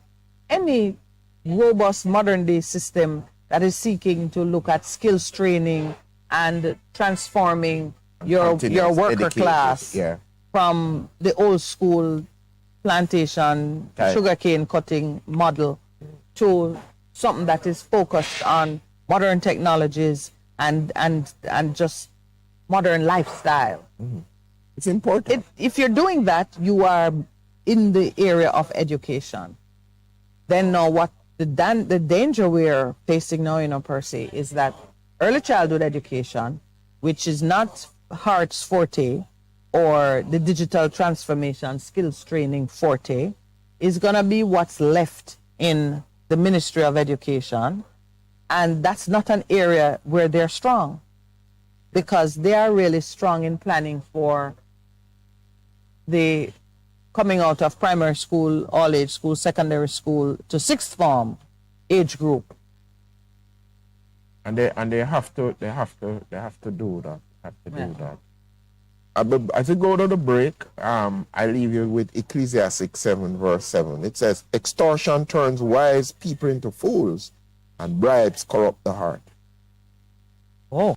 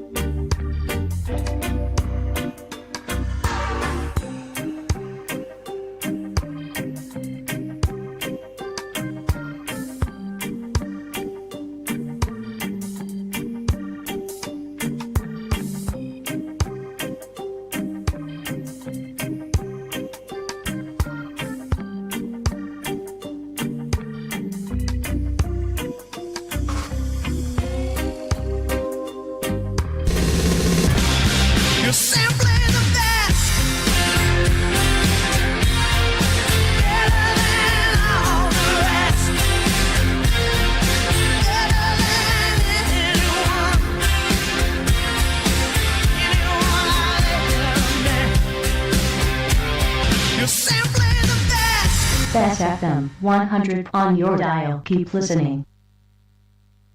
Hello, I'm Eileen McHugh with the BBC News. West African military chiefs have warned they will send troops into Niger if diplomatic means to resolve the crisis there fail.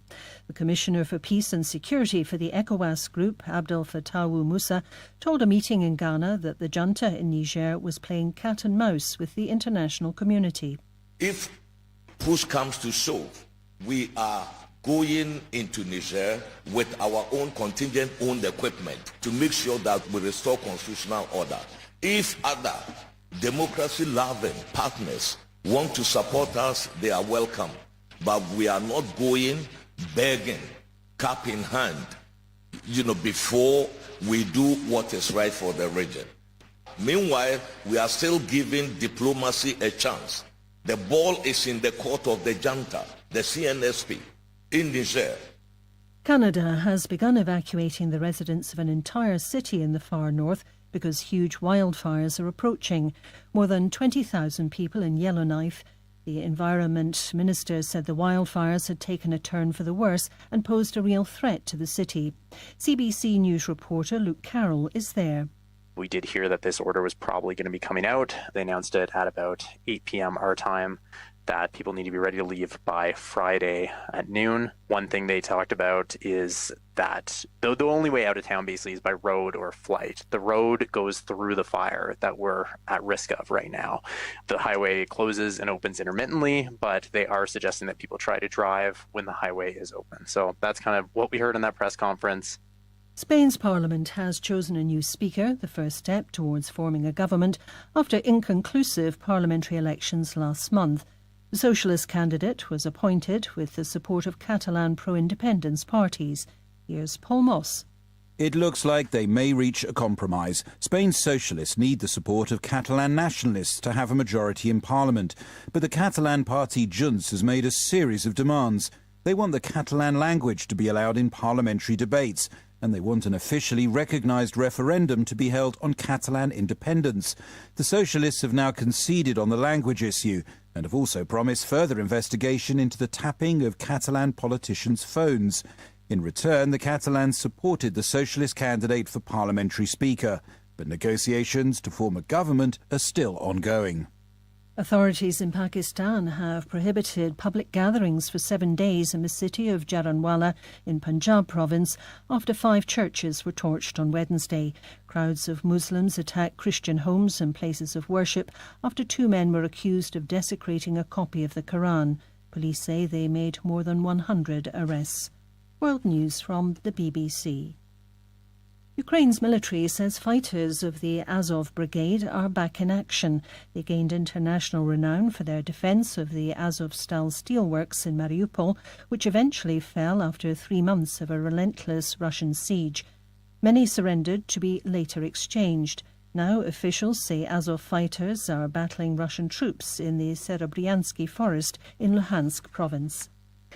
The Australian Border Force says it's found radioactive material in a home in southern Sydney. 3 occupants of the building were taken to hospital for observation as a precaution. The fire brigade said the low-level isotopes were in suitable sealed containers. It's not yet been revealed how the radioactive material got there or where it came from. The president of World Athletics, Sebastian Coe, has been re-elected unopposed for a 3rd and final term. The vote took place at the World Athletics Congress in the Hungarian capital Budapest. Here's Alex Capstick. Sebastian Coe secured a 3rd term in one of the most powerful positions in sport. He's been in charge of the organisation, formerly known as the IAAF, since 2015. His first job after taking over was to overhaul a governing body mired in corruption. He took a firm stance against Russia following the country's state-run doping scandal, and then again after the invasion of Ukraine. Sebastian Coe thanked Congress for its support and said there was a lot of unfinished work ahead. The South African athlete Oscar Pistorius, who was convicted of murdering his girlfriend, has asked the Constitutional Court to declare him eligible for parole. He said staying longer in prison would infringe his fundamental human rights. Pistorius made an earlier bid for parole in March, but this was turned down because he had not served the minimum required sentence. The Paralympic gold medalist was given a 13-year jail term in 2017 for killing Reba Steenkamp. He claimed he mistook her for an intruder. BBC News.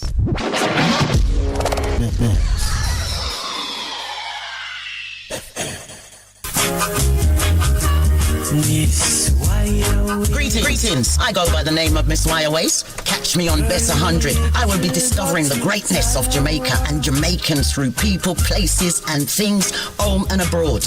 Playing you some good music along with interviewing artists, soundmen, producers and Jamaicans making a difference all over the world. So catch me between the hours of 10 a.m. till 2 p.m. Monday to Thursday on Bess 100 FM. One love. I saw you stepping from across the street, smiling happily with everyone you meet.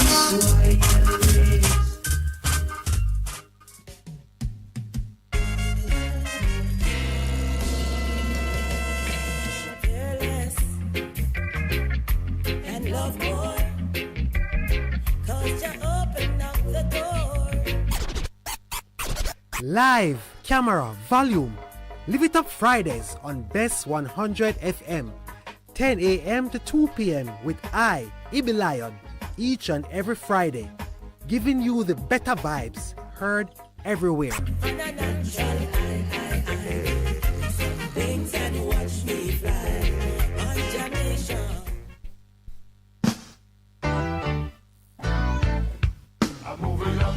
Bess 100 FM presents the Mature and Moving Up Show with Lascelles Butch Chen on Thursdays from 6 to 9 p.m. Welcome to this pioneering radio program on our continuing worth in our maturing years. Compellingly defined to educate and liberate the younger generation. Tune in and welcome. Half a tree, one and drive, half a tree. Bossy, how you do I take taxi style? Jano, I want to tell you, say, 2 months now, my transmission mash up, and me check everybody and can't hear nothing positive. You hear me? You waste all that time I shop around and never call the experts. Winters Auto have them. Them have over 35 years of experience and them diagnose the problem and get back your transmission brand new. For them service excellent and efficient. Trust me, man. You hear me? Call them at 929-7040 or go to them at 106 Maxfield Avenue, Kingston 13 and talk directly to the boss. Just tell them I'm me, send you. You big star. Yeah, man. Respect my boss. Yeah, try and call cause trust me. Waiters Auto Spares and Repairs, good afternoon. what a relief. For a better choice in all your electrical supplies, A, authorized 3M dealer and better brand names. B, better service including free island-wide delivery. C, all major credit and debit cards accepted. It's ABC Electrical Sales. Shop number 8, Hagley Park Plaza, Kingston 10. Open Monday to Friday, 8 a.m. to 5 p.m., Saturday, 8 a.m. to 4 p.m. We make your electrical jobs as easy as ABC. Call 754-382-528 or fax 754-3659. ABC Electrical Sales, for a better choice. Shalom, this is Bishop Nathaniel of Israel United in Christ. Join me every Sunday at 5 p.m. on 100 Bess FM, where we will discuss the truth. What's the truth, you ask? Jesus Christ said, you shall know the truth, and the truth shall make you free. The truth is, brothers and sisters, that Jesus Christ is a black man. The prophets are black. The Israelites are black. And the people of Jamaica, that's right, the people of Jamaica are Israelites. Our people have been scattered throughout North, Central, and South America and the west coast of Africa during the transatlantic slave trade. That's right, your church don't want to talk about it, but guess what? We're going to talk about it.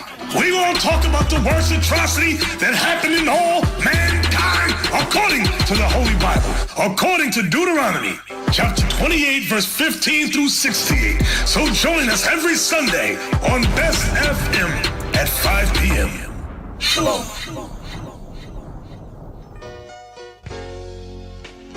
Nothing is impossible for God is a deliverance ministry dedicated to the preaching of the gospel and the healing of the sick. Here on Best 100 FM, Sundays at 12:30 to 1 with Reverend Neville Hutton Pastor. Your life will never be the same. Pray for the prayers and receive God's deliverance ministry. This program is sponsored by PJ Distributor at the corner of Main Street, Santa Cruz and Market Street. For prayer, call 828-4413. Luke 1:37, Jeremiah 32:17 said, nothing is impossible for God. God bless you, my friend. The Morning Connection is not your usual talk show. We aim to stimulate discussion and chart new paths to self-empowerment. So please join us, Minett and Percy, on The Morning Connection, Mondays to Thursdays, 6 a.m. to 10 a.m. on Best 100 FM. Veg Printers for all your printing needs. We specialize in calendars, flyers, brochures, and more. Call us today at 968-7506. That's 968-7506. Or visit us at 4 East Bloomsbury Road, off Hagley Park Road. Veg Printers, your best choice in printing. The Morning Connection is not your usual talk show. We aim to stimulate discussion and chart new paths to self-empowerment. So please join us, Minett and Percy, on The Morning Connection, Mondays to Thursdays, 6 a.m. to 10 a.m. on Best 100 FM. It's good, it's better, but nothing beats.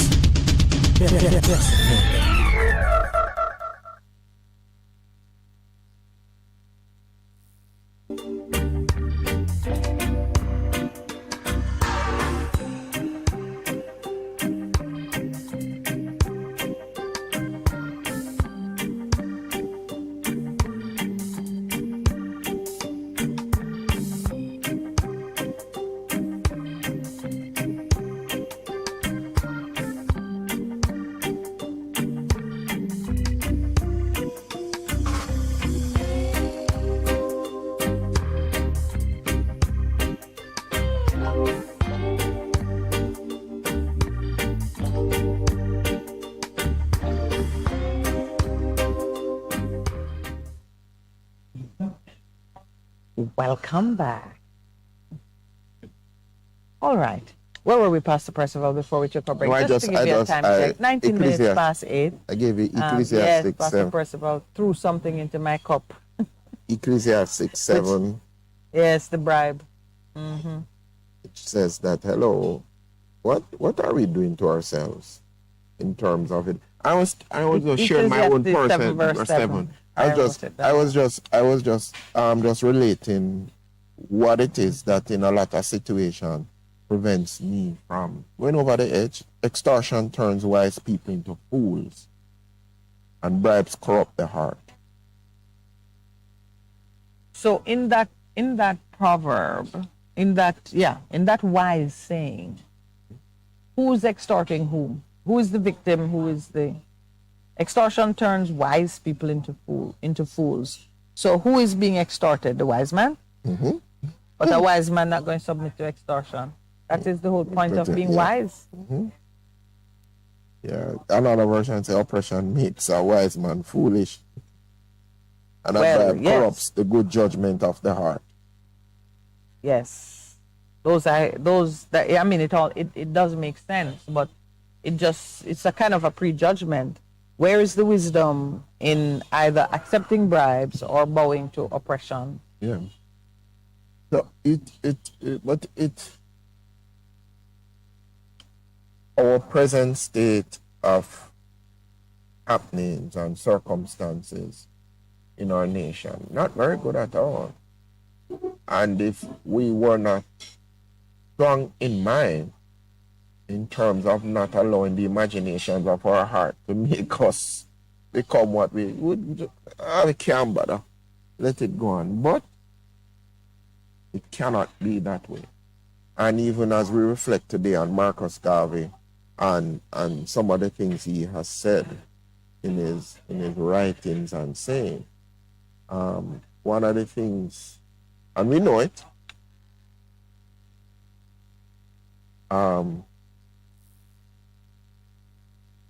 emancipate yourself from mental slavery. None but ourselves can free our minds. And we have to do that every single day. As we've spoken about being free and being truly free in terms of the things that you do. And then he says to us, up you mighty race, accomplish what you will in terms of the things that you are doing. And he says this, real men laugh at opposition. Real men smile when enemies appear. Real men laugh at opposition. Real men smile when enemies appear. Yes, this is your opportunity to put some things to rest. I want to read something from him because you see me here just going through the philosophy and opinion. This is the updated edition which I purchased on last year, Marcus Garvey Day, when we participated in that forum and Dr. Julius was here.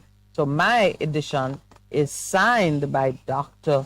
Julius himself. To Minett, you represent family, vision, and courage. I think so. That's great. That's great. So that's who you are. Yes. Yes. He only knew me for a short while. So those of you who disagree, don't take it out on him. He can take it up with me. Mm-hmm. But I was drawn to what he said about the empire urge. Mm-hmm. And I picked that one. I'm going to let you choose one. I chose that one because, actually I chose two.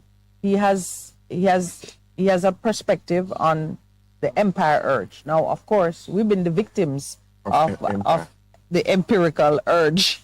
Imperial. The imperial urge or the desire to build empire. Yes. We have been victims of it. And here Marcus Garvey is saying we must nurture and preserve and urge within ourselves to create our own empire. Here's what he says. He says, as the Jew is held together by his religion, the white races by the assumption and the unwritten law of superiority, and the Mongolian by the precious, it says tired of blood. Maybe it's tie of blood ties. Mm-hmm. So likewise, the Negro must be united by one grand racial hierarchy. Our union must know no clime, boundary, or nationality. Like the great Church of Rome, Negroes the world over must practice one faith, that of confidence in themselves, with one God, one aim, one destiny. Let no religious scruples, no political machination divide us, But let us hold together under all climes and in every country, making among ourselves a racial empire upon which the sun shall never set. Now, writing this 100 and odd years ago, Marcus Garvey was not thinking about, well, I would say he was thinking about it, but would not have visualized how the sixth state of the African Union would emerge. Because here he's talking about a virtual empire. It's an empire that is not marked by climate. So not all the people who are in the hot sun or all the people in the white sun are part of it. It means people in the winter, in the cold, in the heat, in the temperate, wheresoever you are, if your skin is the color of mine, we are members of the same empire. So, geographic location notwithstanding, doesn't hold us. Boundary or nationality notwithstanding, we must, like the Catholic Church, where the faithful is those, you are amongst the faithful if you believe and have your allegiance to the Pope.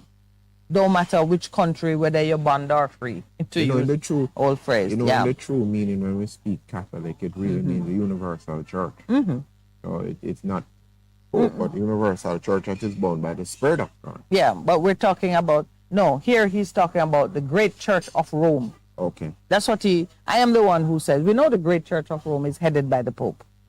Yeah, Roman Catholic Church. Would that do it? Roman Catholic Church, yeah. He says Negroes the world over must be united.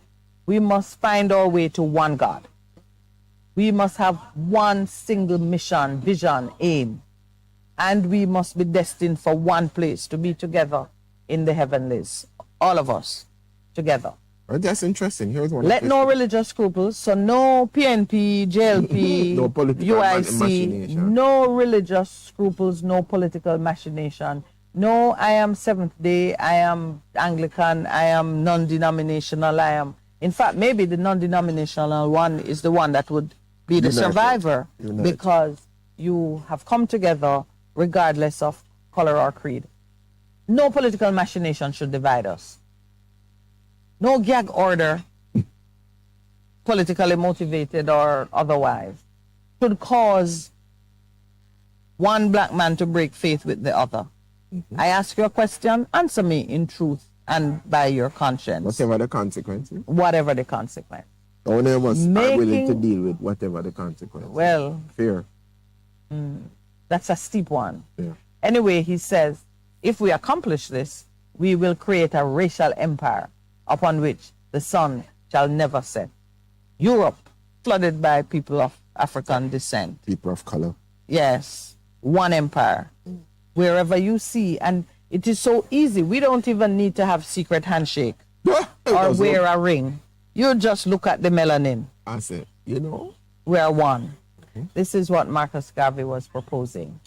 The other one which I chose was allegiance to self first, because before a man can step out into the world and seek to conquer anything, he must know who he is, and he must be... This allegiance to self first is, to me, just a call for integrity, because you know who you are and you're true to who you are. He says, let no voice but your own speak to you from the depth. Let no influence but your own raise you in time of peace and time of war. I kind of love that one. Hear all, but attend only that which concerns you. Now, that runs counter to our faith. You mean in terms of being selfish? Yes. Yes. That does run counter. He says, hear all, but attend only that which concerns you. Because you would have heard that woman yelling and trying to get out of the car, but it's not your business. You would just keep driving. Yeah. Loving neighbors myself says that no. Yeah, you have to be other person centered. Which is what love is about. Yeah. But then if you take the empire urge quotation and mix it with the allegiance to self first, self becomes a universal being. Self is not contained by just You now identify so much with every other black person that self is bigger than just individual. It's interesting to read what he said after that. Your first allegiance shall be to your God. That's why I chose it. Then to your family, race, and country. Remember, always, that the Jew in his political and economic urge is always first a Jew. And then I guess because he says religion is what holds the Jew together, this is the first allegiance to your God. The white man is first a white man under all circumstances, and you can do no less than being first and always a Negro. And then all else will take care of itself. Let no one inoculate you for their own conveniences. There is no humanity before that which starts with yourself. Charity begins at home. First to thyself be true, and thou canst not then be false to any man. Powerful. Yes. You hear this quotation, it says, God and nature, along that, first made us what we are. And then out of our created genius, we make ourselves eternity, our measurement. I think you used that one last year. Yes. It is truly one of your favorites. Yeah. God and nature first made us what we are. Yes. Because God made us, gave us the natural order and said we must run it. And then out of our created genius, make ourselves what we want to be. That's why we're called to be stewards of what God has given to us. But you know, at the ultimate level, those who have decided to be perverse in their redesign of self, yes, will say, this is the expression of my creative genius. I see a friend walking all the way over there. Let me say hello. All right. I'm loving the look, the shirt, the whole 9 yards. Good morning, my friend. All right. I am well. I am very well. Let me see if I can help. Let me see that microphone, if I can connect it. Because maybe our producer is normally here to get you properly mic'd and all of that.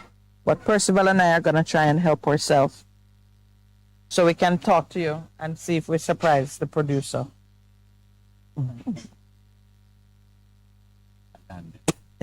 Gentry. All right, let me talk a little bit about you before Lowell is going to be back in a few minutes. We've been very, very excited and keeping quiet about our guest. Kind of a secret weapon guest. He's my friend, and then I discover he's Percy's friend. But you all know, listening to us now for 2 years, that is a pattern with Minett and Percy. That we have the same friends, but we only discover it when they arrive for the show. So I'm going to allow Percy to do the honors because he's also your church brother. Yes. Yes. All right, so you go first. Let's just talk about it and see. We're going to bring you into the conversation as soon as the producer comes, and I'm attempting to connect you to one of these ports. All right, go ahead. All right, so our guest this morning is a friend of many years. You see him and you don't know how powerful he is. You're not seeing him on screen as yet, but you probably might hear him. His name is Leslie Campbell, a man of many hats. I first knew him as a man of God. I knew his family and his children. And I also discovered afterward that he was a lawyer. Then it's that we believe that in terms of the politics, you need to have men of God on both sides, whether the PMP, the JLP, the UIC, the NDM, because you need men who understand the principles of God in order to say, no, you can't do that because it goes against the law. And of course, he was elected as a member of parliament in 2006, right? 2016. And then 2016 he served, and then after that he became a senator because he never ran against somebody. All right, that is a way too long and rambling introduction. That's a rambling introduction. Yes, my friend, attorney at law, former senator, former member of parliament, parliamentarian, thankfully not now under any gag order. We are going to have a conversation with Leslie Campbell when our producer comes back to the table and can get him properly connected. And we're excited that he's here. This is not a conversation about who done it. It's not a mystery conversation. We've been very desiring, Percy and myself, to speak to someone who has worn the heavy crown of public office, just to understand some of the challenges and to encourage some of you out there who know that you're called to serve in a public office and you're buck shuffling, you're hitching at it. This is someone who has done it and survived. So survived. Yeah. So we declare him a survivor. But for the moment, because we're celebrating Marcus Garvey, we're pulling a few quotations from the updated philosophy and opinions of Marcus Garvey. Marcus Garvey was a very young man when he was expressing some of these opinions. And when you think of his age, he started his journey as a teenager. Now, in medieval times, he was looking to live for another 10 years. But right now, with some people serving in parliament into their 80s and their 90s. 90s? Mike is nearing 90s. Yes. No, Mike is, I do not think one will equal Mike Henry's track record. He's fiery. I mean, he is still quite vital, sharp, and an attack. Might not be able to run a sprint, but who needs that from a politician? So, Marcus Garvey's utterances, some of the bold opinions that he expressed, were as yet untested by the world. I think he was a very cerebral young man, read voraciously, as some of us do, and carried a burning love for race, and he was close enough to some of the horrors of the time to feel great resentment and anger at the plight of the people who bore the color of his skin.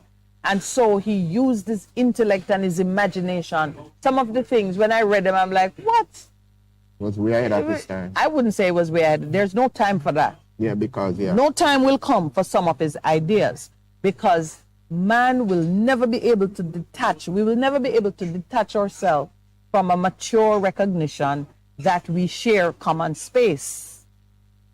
His idea of a virtual empire of black people is seeking to take shape in the sixth state of the African Union, the diaspora. The idea that the diaspora can come together virtually is only really possible through technology, because we can use Zoom and elect a parliament, and the president is in one country and the prime minister is in another, and you create a currency. The currency made no sense until we can do a digital currency. There are some things happening now which I think makes him very prophetic in the way he expressed that. But some of the other things are plain race hate. To love only your race, to cleave only to your race, is a divisive idea. And online, someone is asking me, why is he in a Napoleonic hat? Which is... Okay, yes, because that represented... Yes, Marcus Garvey as a black man. Yeah, why he wears a Napoleonic uniform that represents white colonial oppressors? Well, you know what? I'm not going to trouble about his pattern, because he was... a fashion statement. And I think he was drawing inspiration from what was happening. Those things round about him. And he could well be saying, Napoleon don't own that. Any man who wants to be an emperor can wear a hat that looks like an emperor's hat.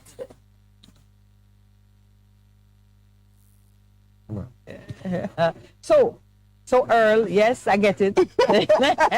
I must say that, we have listeners online who has traveled the world. But the truth of the matter is, he had some bold ideas which I think come out of his youthfulness and his innocence. And I love it that he looked at himself and said, but why can't I rule? Why don't I have my own Black Caucus, my own PSOJ? When you look at the representation of your skin color in certain quarters, why am I not there? I have the same feeling. And I am way older than he was when he was speaking those things. Who did he marry? Well, he married two ladies, two Amy's. Yes. He married two Amy's. Now that our producer is here, let me bring you up to date radio and yeah. We are now gonna bring a camera to bear on our guest, the one I've been talking to you about.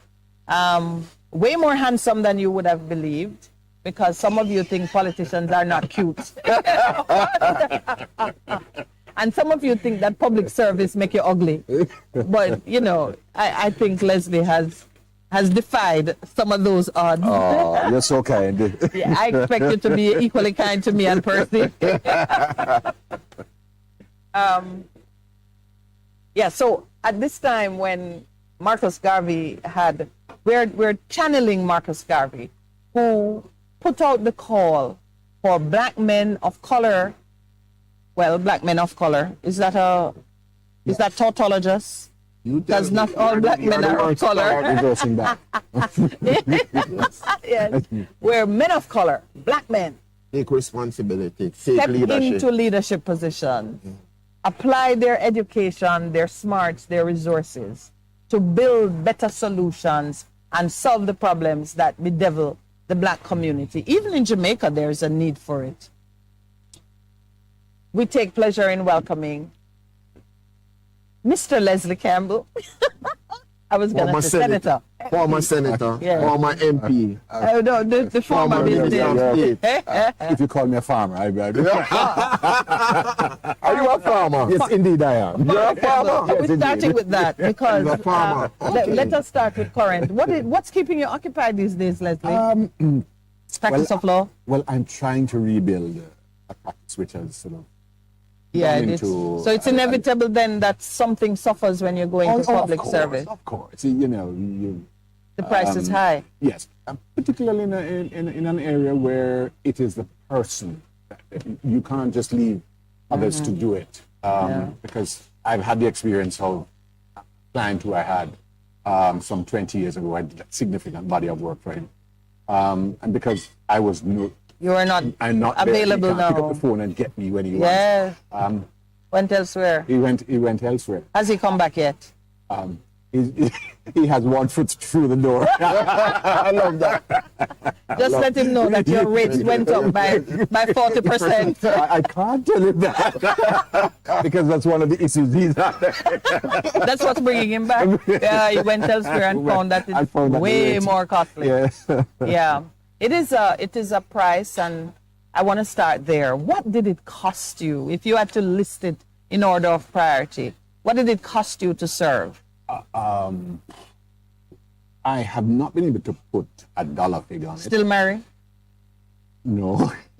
So did it cost you? Were you married when you started? Oh yes. Okay, so it cost you a wife.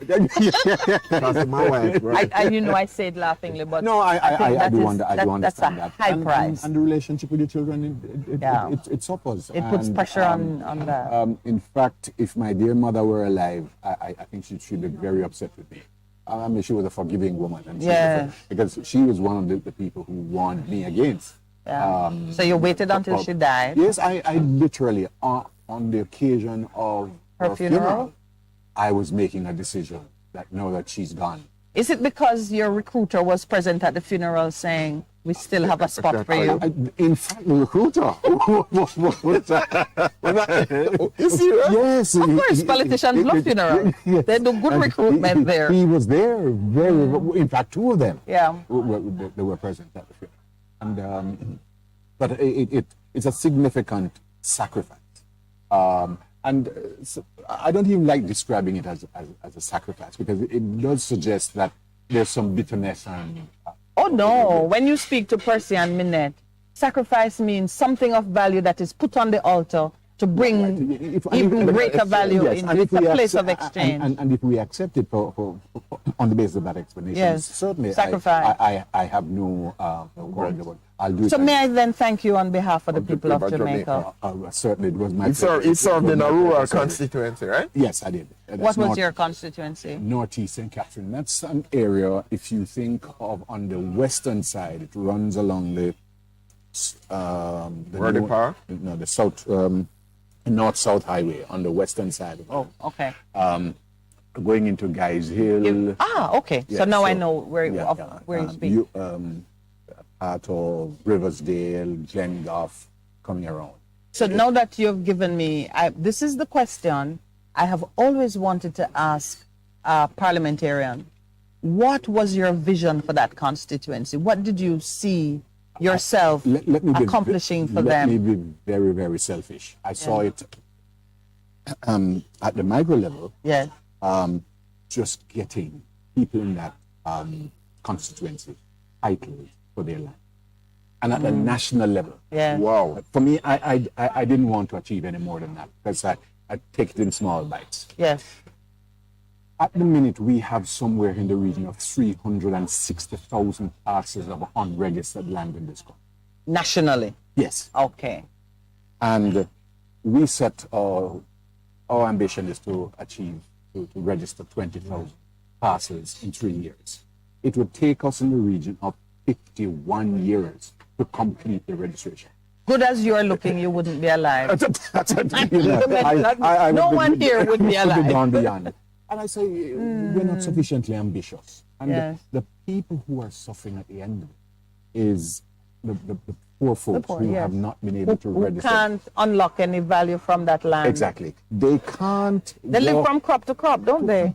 Because at the end of a season, you can be turfed off that land. Well, even if you're not turfed off, if you have legal ownership. Yes. But the whole our system is structured that so if you don't have title, you can't walk into a financial institution. Precisely, yeah. And unlock that value. The value that sits the North in your Americans land. And the Australians and all the other people. How successful were you in achieving? We were able to amend the legislation to set up all these regional panels, which the aggression, the need for revolutionary ideas to come in. So I'm following you now. I'm following your thought process now. So when you went there with this vision that you want your constituents to own land, which is the first primary source of wealth, you were addressing it. They already have an interest in the land. Well, legal ownership under the structure that registered land. Yes. So you wanted them to have that confidence, the highest level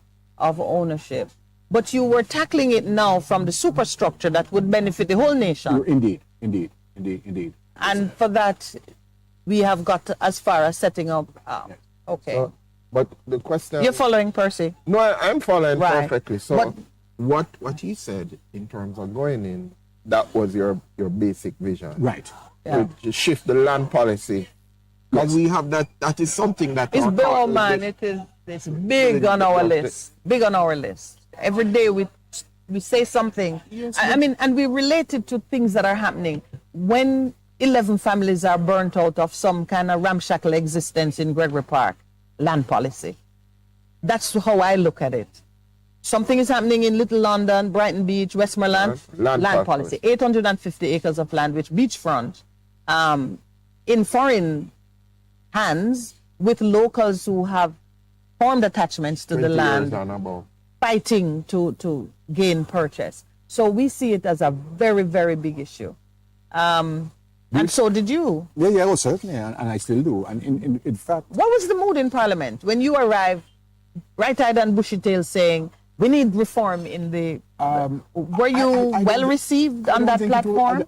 Well, I still don't believe a lot of my colleagues understand that pretty much every other jurisdiction you go to, they understand the connection. Are you familiar with the word belonger? And non-belonger? That they understand the connection between land people and wealth. Land and wealth. You can't, wherever you go, even May I ask you this now? What accounts for that disconnect in the psyche of our politicians, or what accounts for that? Because you don't have it. I think it's education and training. That's partly our history. When you say education, you're talking about. I don't mean formally. Ah. Okay, if you look back at what Lesotho did in Peru. Yes. I mean, it was a lifelong line of activity for him.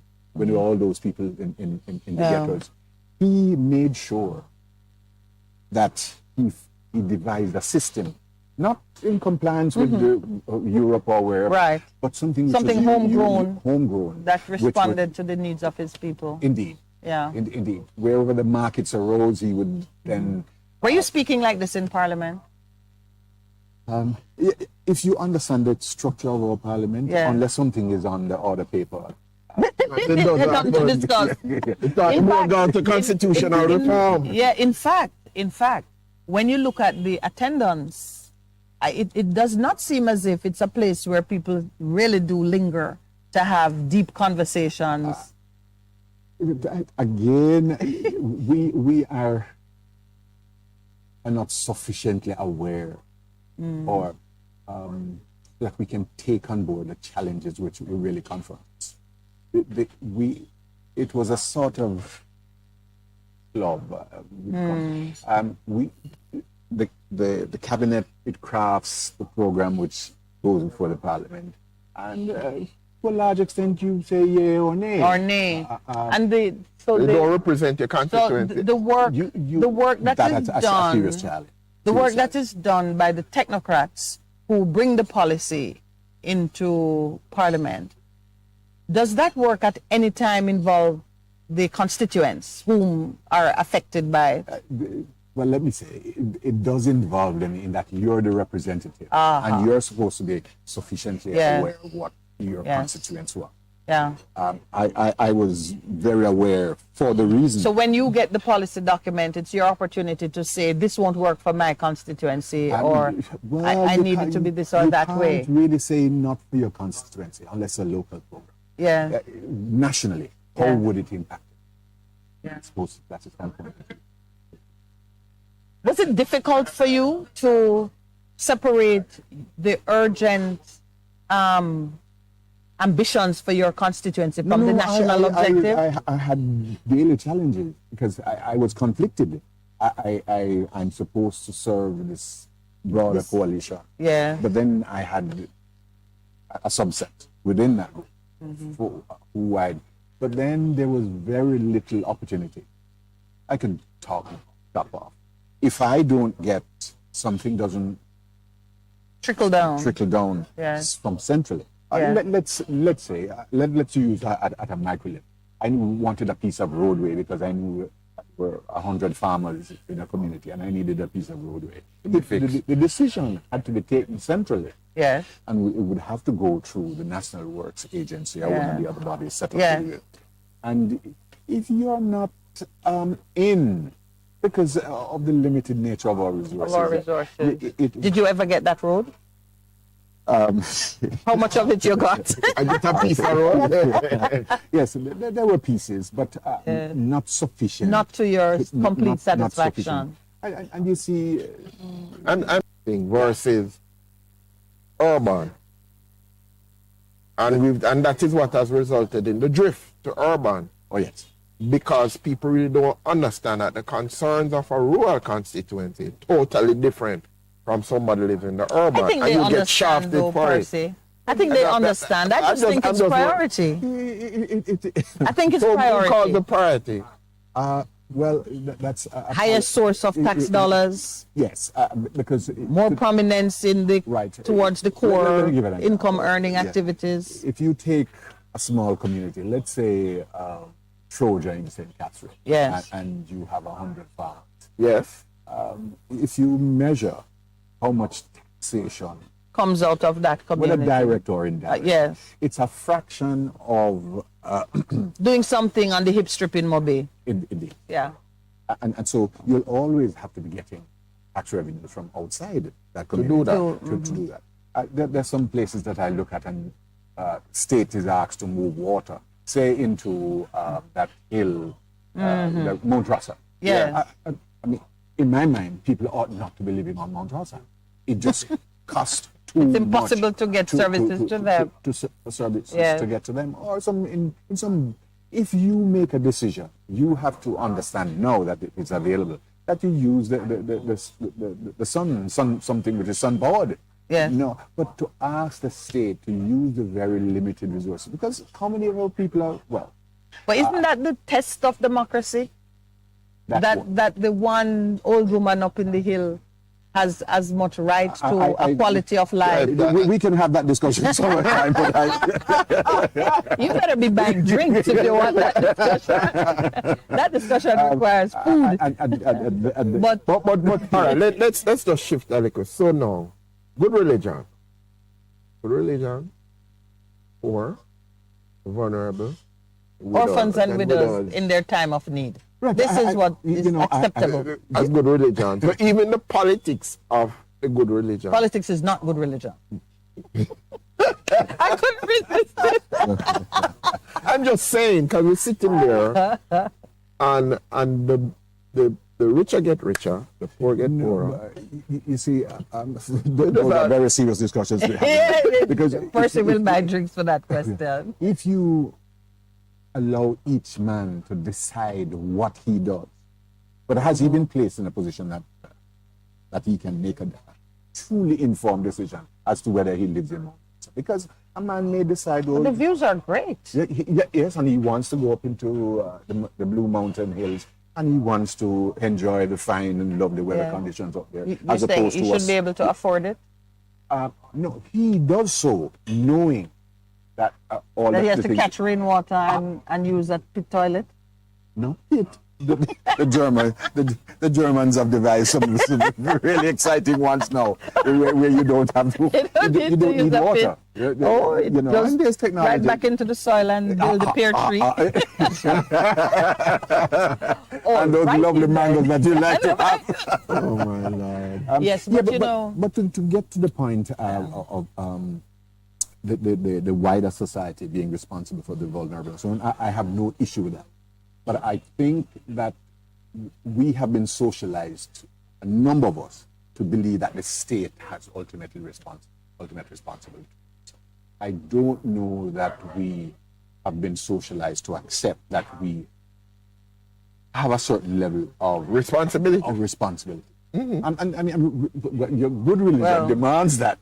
That's the first place. Yes, and it demands that not only do you provide for yourself, that you must leave something for the benefit of those who come after. So, your grandchildren.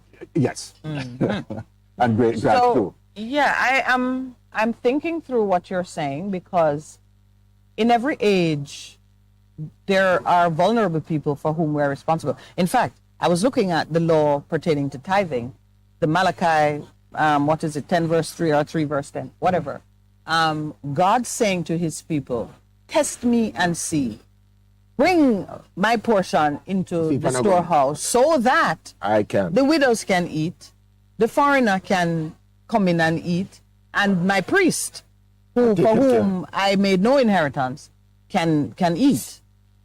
So even before the time of Christ and great grace, there was the recognition that there are always going to be those who will eat from the produce, and it's not the excess because it comes from the top. It's not when you're finished and where you have leave. Right. He says, of what you get out of my bounty, take mine off the top, the best, and put it in my storehouse so that those who have no one to care for them can eat. Isn't that what we have with our taxation system? No. Before you get your pay packet. We have the take from the top. We have the take from the top. But are the people eating? And that's for a whole and that day is a discussion. different, but and how do you measure? But how do you measure that which people ought to be consuming? Yeah. And do you get? Well, it's going to be limited to what you have collected. Yes. What's in the treasury sets the overall cap. But right. And then you may. But here's what's kind of troubling me. We'll talk a little bit about it in the break because we want you to come back. We're taking our break. It's 9 o'clock.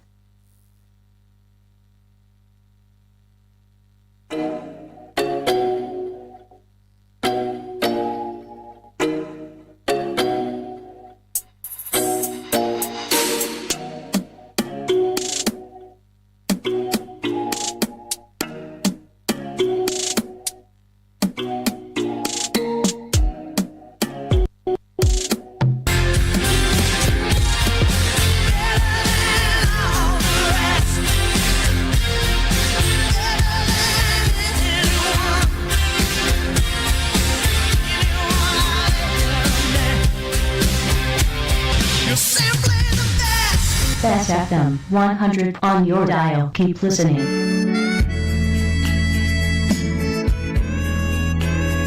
Goodness mercy, it's me again, Lord, your restorer, your game changer. Join me every Saturday morning at 9 a.m. to 10 a.m. and Bess FM 100. It's Apostle Clive Campbell, aka the Khaki Suit Man, coming to you from 8 to 12 Orange Street, also Richmond District, Mandeville. Embrace the change.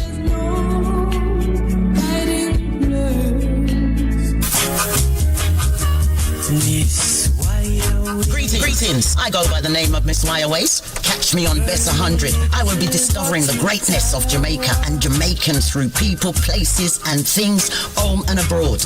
Playing you some good music along with interviewing artists, soundmen, producers and Jamaicans making a difference all over the world. So catch me between the hours of 10 a.m. till 2 p.m. Monday to Thursday on Bess 100 FM. One love, one love. Stepping from across the street, smiling happily with everyone you meet.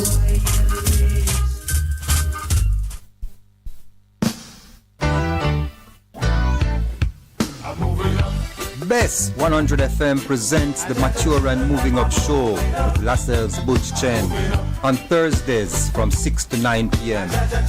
Welcome to this pioneering radio program on our continuing worth in our maturing years. Compellingly defined to educate and liberate the younger generation. Tune in and welcome.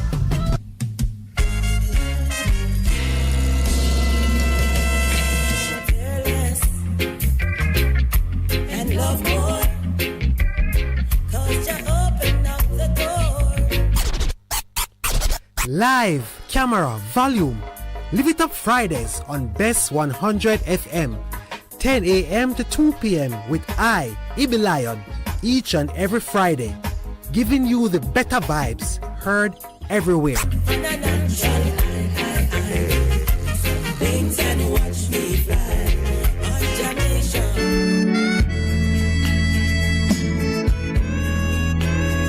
Goodness mercy, it's me again, Lord, your restorer, your game changer. Join me every Saturday morning at 9 a.m. to 10 a.m. and Bess FM 100. It's Apostle Clive Campbell, aka the Khaki Suit Man, coming to you from 8 to 12 Orange Street, also Richmond District, Mandeville. Embrace the change.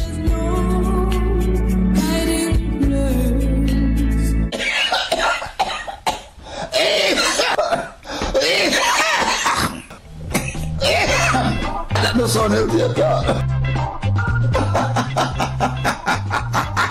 Get healthy, my friends. Stay balanced.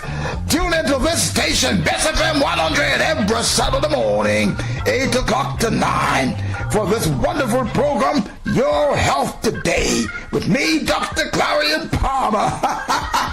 Yes, get healthy, get healthy, get healthy. Stay balanced. Bess FM 100, Saturday morning, 8 o'clock, with me, Dr. P. Get out there! For a better choice in all your electrical supplies, A, authorized 3M dealer and better brand names. B, better service including free island-wide delivery. C, all major credit and debit cards accepted. It's ABC Electrical Sales, shop number 8, Hagley Park Plaza, Kingston 10. Open Monday to Friday, 8 a.m. to 5 p.m., Saturday, 8 a.m. to 4 p.m. We make your electrical jobs as easy as ABC.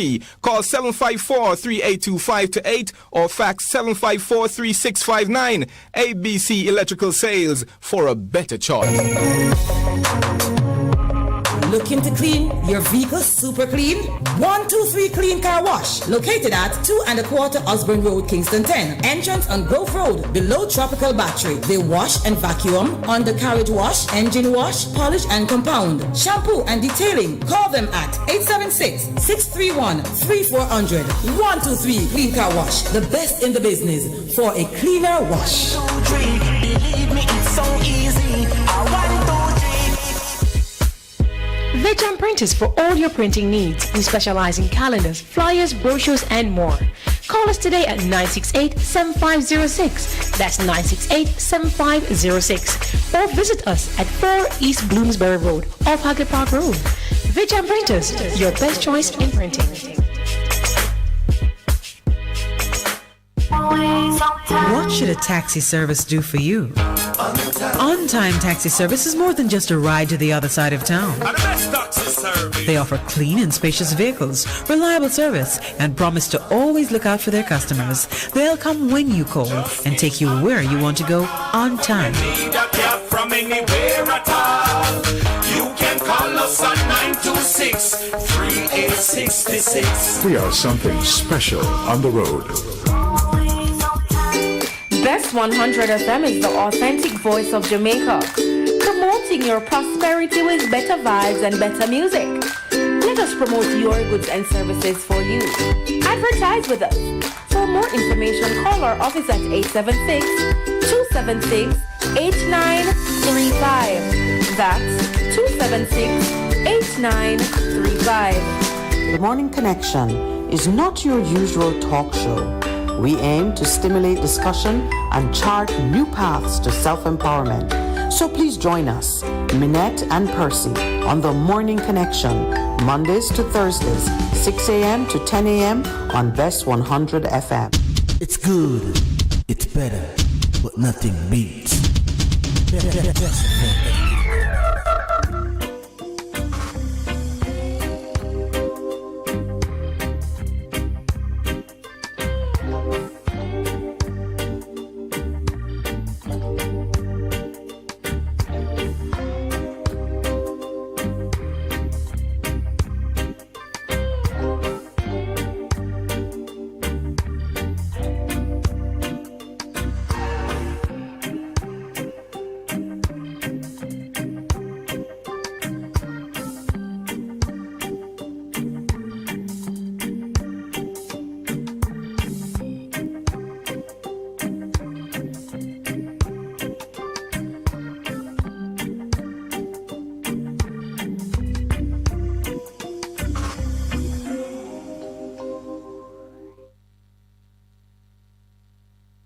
Wow. Welcome back.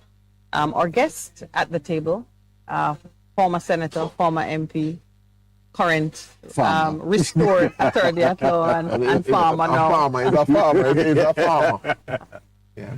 Yeah, Leslie Campbell is our guest, and we're getting some insight what it has been like to serve in Parliament as a senator as well, the challenges and I guess the heartaches. Yes, I want to ask you something about your constituency. Is that what are your connections to that area? Grandfather come from there, mother come from there? Born there? You were born there. You're the man of the land. And you maintained connections to that area, I guess, coming up, visiting yes. son. Okay. I mean, last week I needed some cow-foot leaf. Oh. And where did I go? You went to the stores. Cow-foot leaf. Is that a plant or is that the cow-foot itself? Yes, it's cow-foot leaf. What's it good for? Without telling us why you needed it. I understand it helps to clean the arteries. Oh, blood cleansing. Yeah. Ah. So together with ginger and cinnamon and all of those things, you make a drink and you're supposed. So yes. Well, you can report to us. We take report. Yeah. But I just wondered, having served that constituency, are there any disappointments, any regrets? Would you do it again? This system would operate against me. It's operating against me now. The present structure. Yeah. Firstly, with a rural community, you need every man who sees you has his palm turned. Mm-hmm. Yeah. He's looking for a benefit.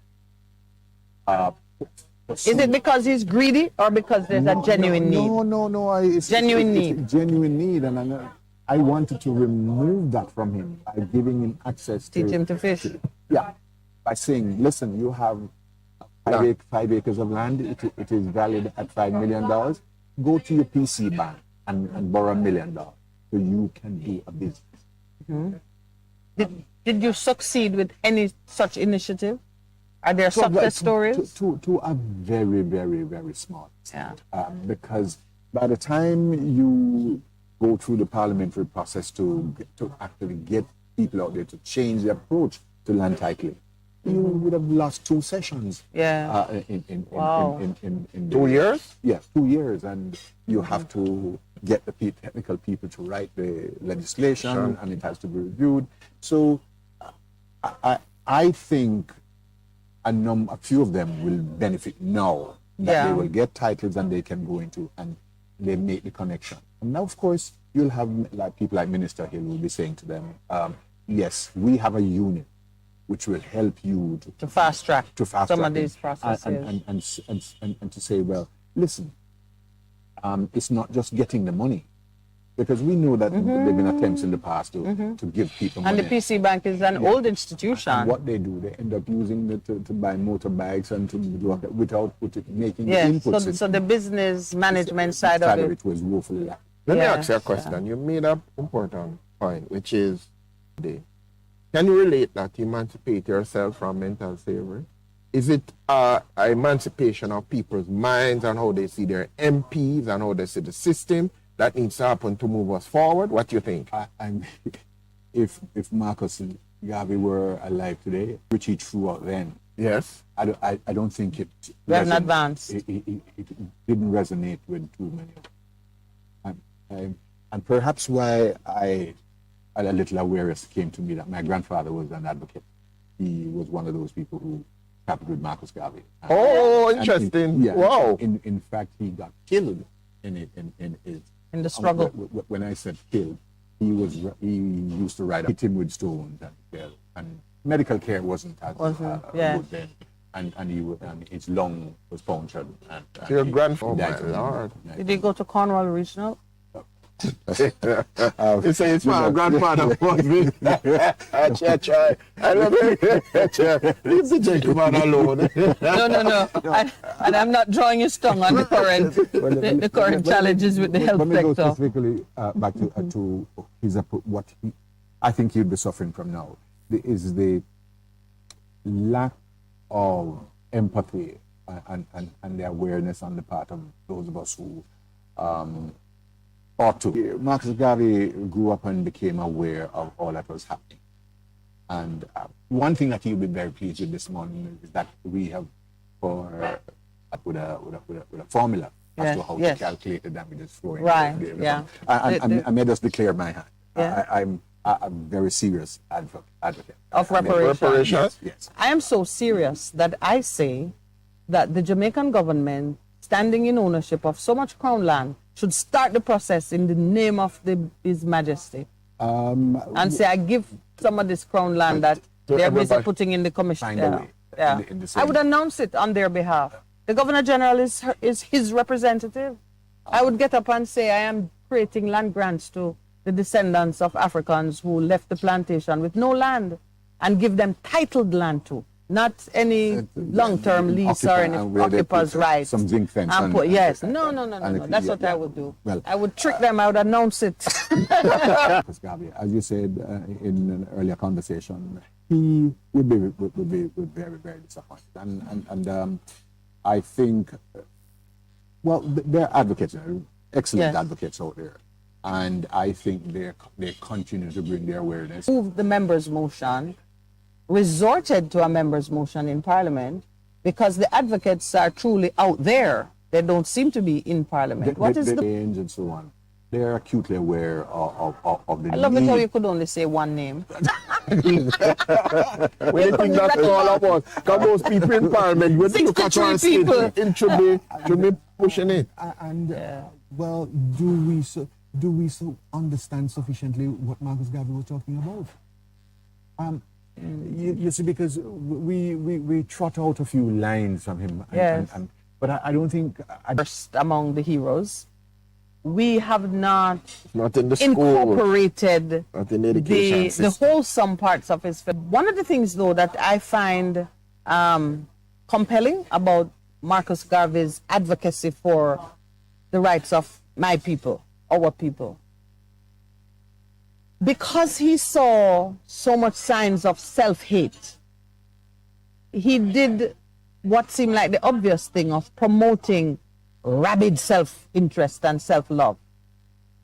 I believe that would predestine a failure, because to reject one system that fed on hostility and division and put in its place another system that feeds on hostility and division will not promote a solution.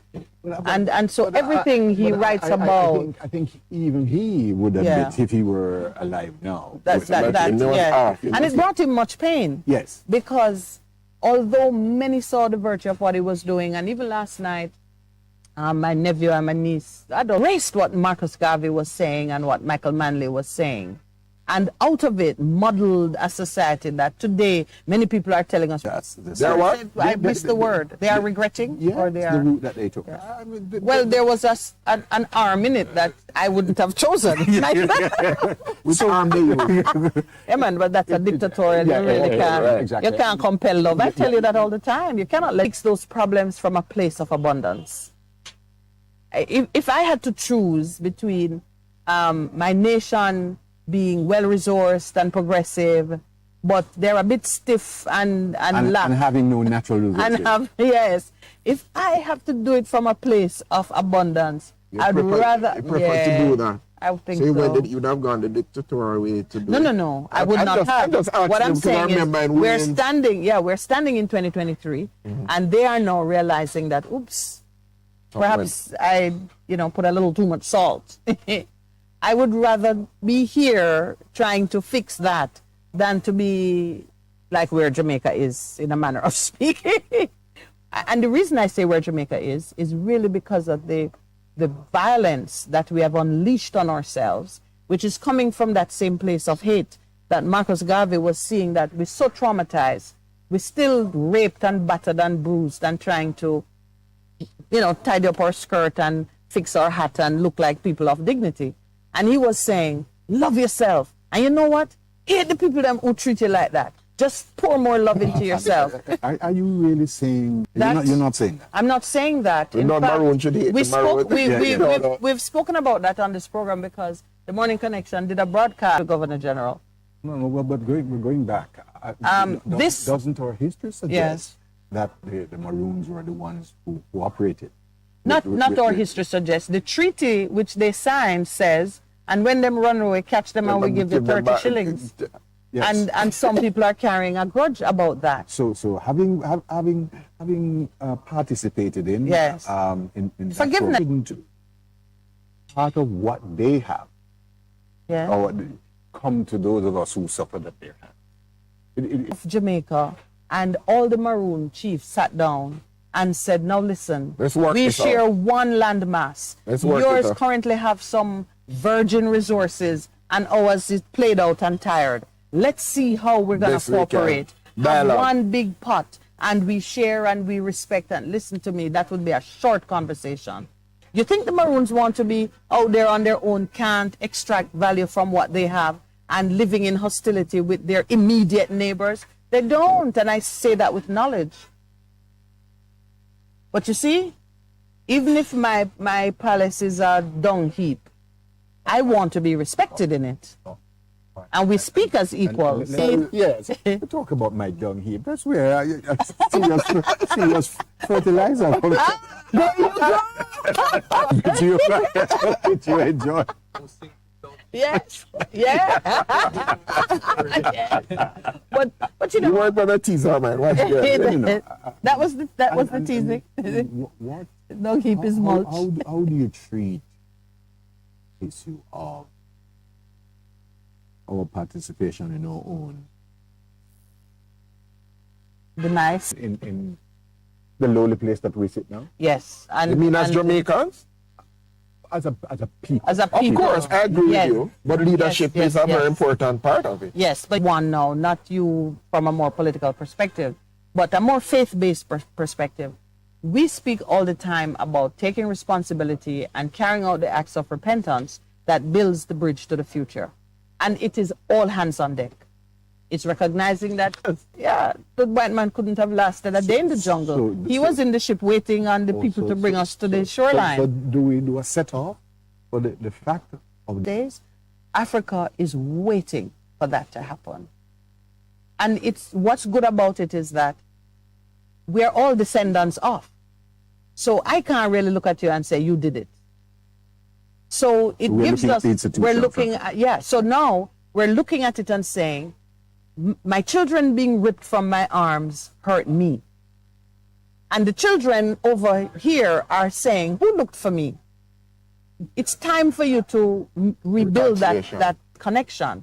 Africa have land and resources that those who are there are not making the best use of it for their own people. Because Ezekiel, there are some clear prophecies about what the diaspora will do for homeland. It's no accident that some of us were transplanted, because the transplant brings back something different that seeds the future generation.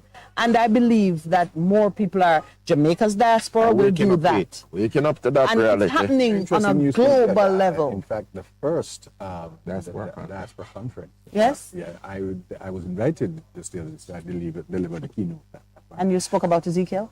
No, not Ezekiel, because I'm not as knowledgeable as you are. And we must stick to those things that we know. But I've got to go down unity. Break their teeth and yes. Warfare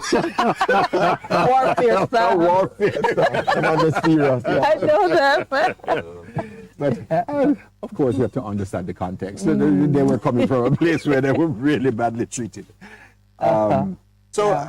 I think in this whole because we still have the hierarchy there to a lesser extent. And those people really decide and extract significant sums. But themselves and the rest of us don't benefit. So the question is that consonant with good theology? Reparations? Their continued behavior. Or accept years for the sins of the Amorite to reach full measure.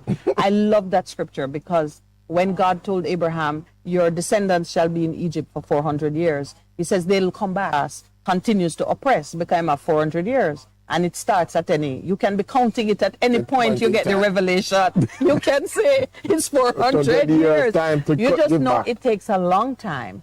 And you then begin to govern yourself in a particular way, making sure that you don't fall into the same trap. Because you're 400, everybody has 400 years. Right. It's running, that clock is running for all of us.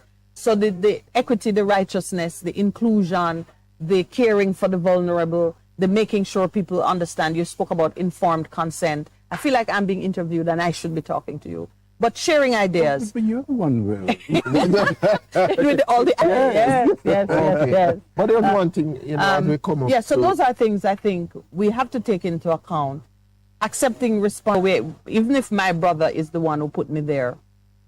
What did I not give him at a time when he needed it? That led him into that direction, because my brother should never hurt me. Well, yeah. we want to take it that is the No, hurt people. That's true. That's a principle. So, yes. But I want to shift it a little whether bit. you are the source of the hurt or it's something else, he's hurt. How did I not see it? Yeah, Shift it. Land. That's not shifting it. Land. I'm going back to land because land constitutional reform. There needs to be of that constitutional scheme. Yes. That allowed so many people to remain landless. Landless. Yeah. Do you know, Leslie? Fact, there is we have and continue to use this whole thing about adverse possession. So yes. With the introduction of the registered most recent amendments, I think it was in 2013, where we have the Charter of Fundamental Rights. We continue to hold on to that whole British concept of adverse. Yeah, so which has been made unconstitutional is where you're going. Indeed. All right, we'll take our break. We'll have like 15 minutes when we come back. We can wrap up. And then breakfast. He's leaving us.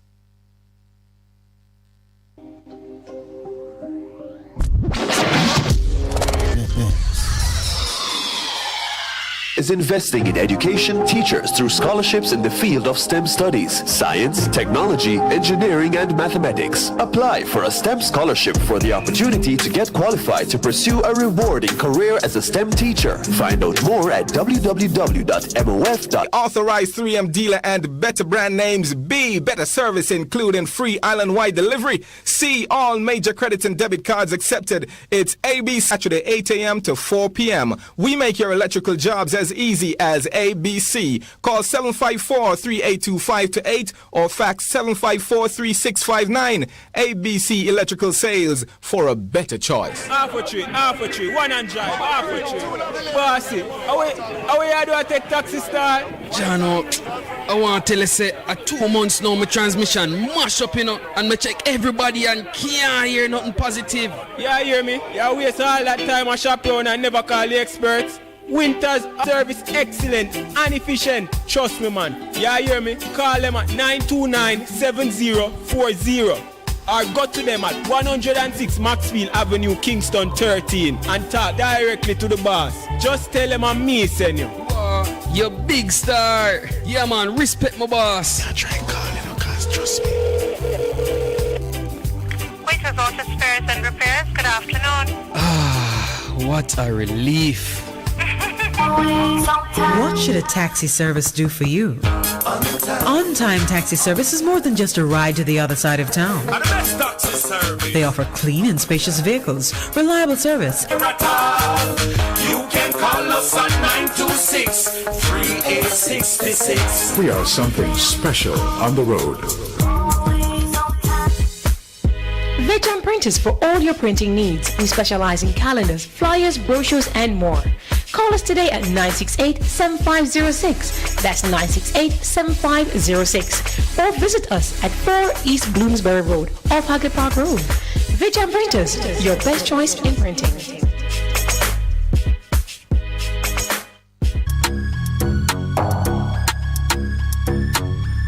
Are you in search of genuine shocks, power steering pumps, engine mount, fender liners, strut mount, front end parts, engine parts, electrical switches, sensor 267371 or 821-5232. Remember, Mormac Auto Parts, your Honda Ridgeline new parts dealer.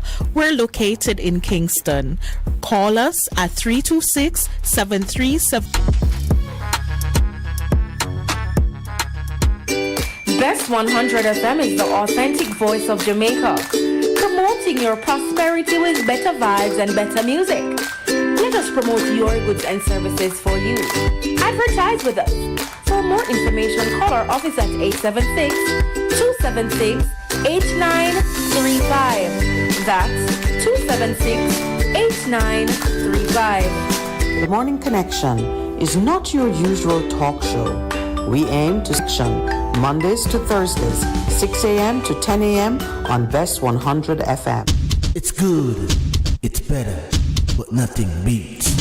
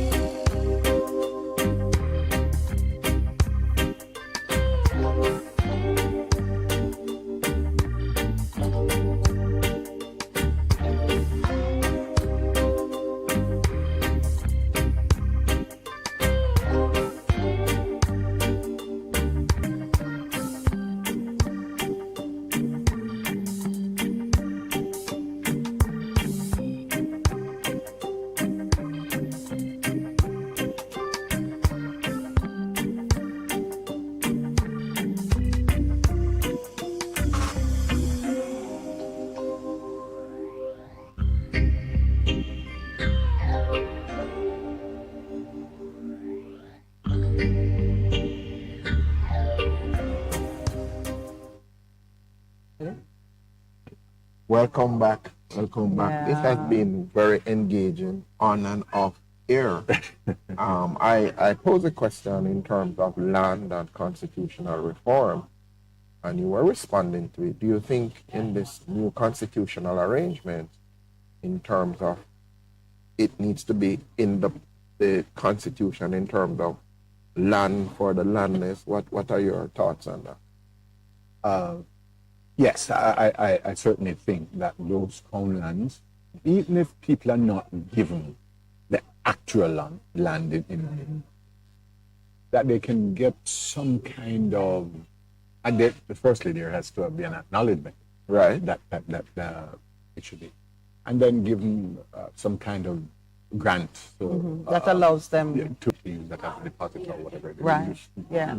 Structures can be arrived at. There are two things in the current constitution that I talk about all the time. You still speak to persons of power. One is that education in the constitution or entitlement to publicly funded education stops at some kind of all age, or Percy tells me that's 12. about 12. 12 years of age. That needs to go. That may be a misunderstanding of the application of the rules around, because I think it goes up to 17. No. All ages about 14, 15. This is publicly funded education. Yes, but all the high schools in Jamaica are publicly funded. Yes, we're doing it, and we have heart, and we take tax money to do it. But a citizen couldn't sue the government for it as a breach of a constitutional right. If there's a lacuna, certainly. Yes. So that needs to go. What is that word? Lacuna. Lacuna. Big tuna. But the other one is that we have the Charter of Fundamental Rights and Freedoms, and if we just apply with a structure for its preservation, administration, enforcement, so to speak, with the exception of what you do through you up, and that's hard enough as it is. It's a different laying of hands, but with the exception of fleshed out how the government would ensure that citizens can access these rights, police, monitor our heritage, and the natural environment being the people's heritage. That is where I would like us to build something that handles access to land and, grant and beach access and how the environment is protected. In the halls of Parliament, do you gives or protects for the people? It's truly accessible and they are guardians of it. Loaded question. I must confess that it goes back to what I said earlier. I know. I don't know that we... The education and the sensitivity. Absent. It is absent.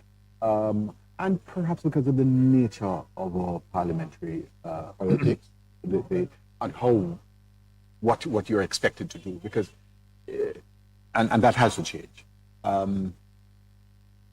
as I say, you have up here, the fellows up here. Cabinet. Yeah. And they craft something and and it filtered, comes and you go down. and you go to Parliament. And you beat the table. if you're not part of the Joint Select Committee that is deliberating on it, there's no active participation on your part, save and except when it comes up for the debate. And you may or may not participate in the debate. Can you get up and say, point of order? Yes, you can always, if there is indeed a point of order. And say, I don't like how this is shaping up. and yes, and be shown the back door. But of course, you know, you'll be spoken to in no uncertain terms. The whip will seek Yes. you. It will set on you. The parliamentary whip. Yes, he will perhaps remember that you have a constituency to report to. And you're begging. You need that road. You need Probably it. why your road only came. Shine, leave the ball. This is a cricket term, or maybe it is baseball. I don't know. But I know that you're all excited with your new ball, and I'm parliamentarian, and I'm gonna touch heaven and change earth. Yes. Did it leave the ball, and when? I suppose it about midway when I realized that there was very little that as a parliamentarian that you could impact. And so that I did an interview for which I ran into serious issues, because I'd say, look at how much parliamentarians were paid, and that takes us into a different world.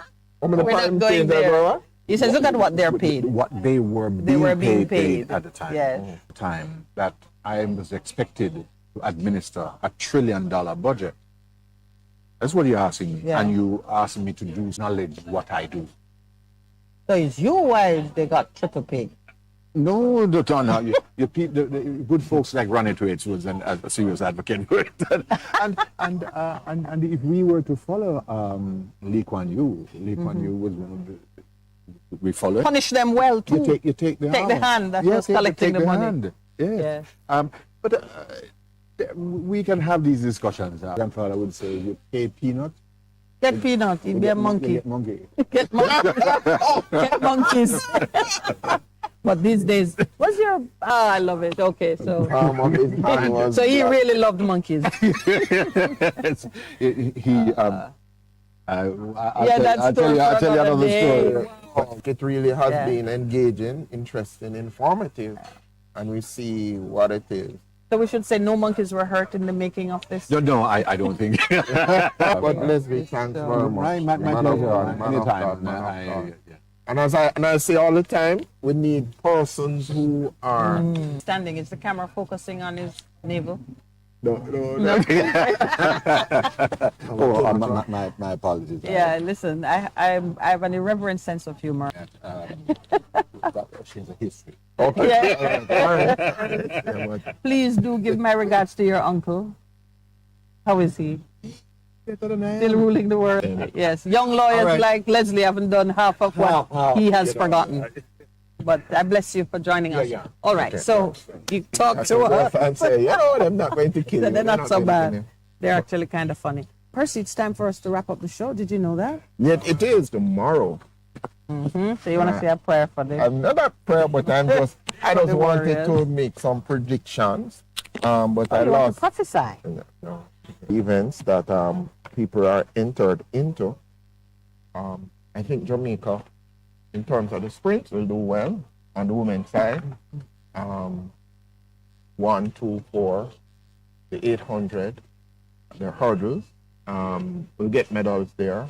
I think we'll figure 100 hurdles, 400 meter flat, the 800 meter, the 4x1, the 4x4. Are you doing this for the bookies? For the bookies that are there. You think someone is writing it down and saying, I'm going to put some money on medals this? There. And then on the male side, we'll probably make the final in the 100, not in the 2. In the 400, I expect people in the 400 meters. All right, any moment now, the producer is going to move the camera. I know that's so all right. May I just say thank you to those on air and those online for joining with us this morning. Pastor Percival, Lloyd back at the studio, Mr. Yes, I'm shifting out of it. But I'm just saying as I'm wrapping up the 400 meters, men, 800, 4x4, 4x1s. We'll get medals there. All righty. Have a great weekend, everyone. Yeah.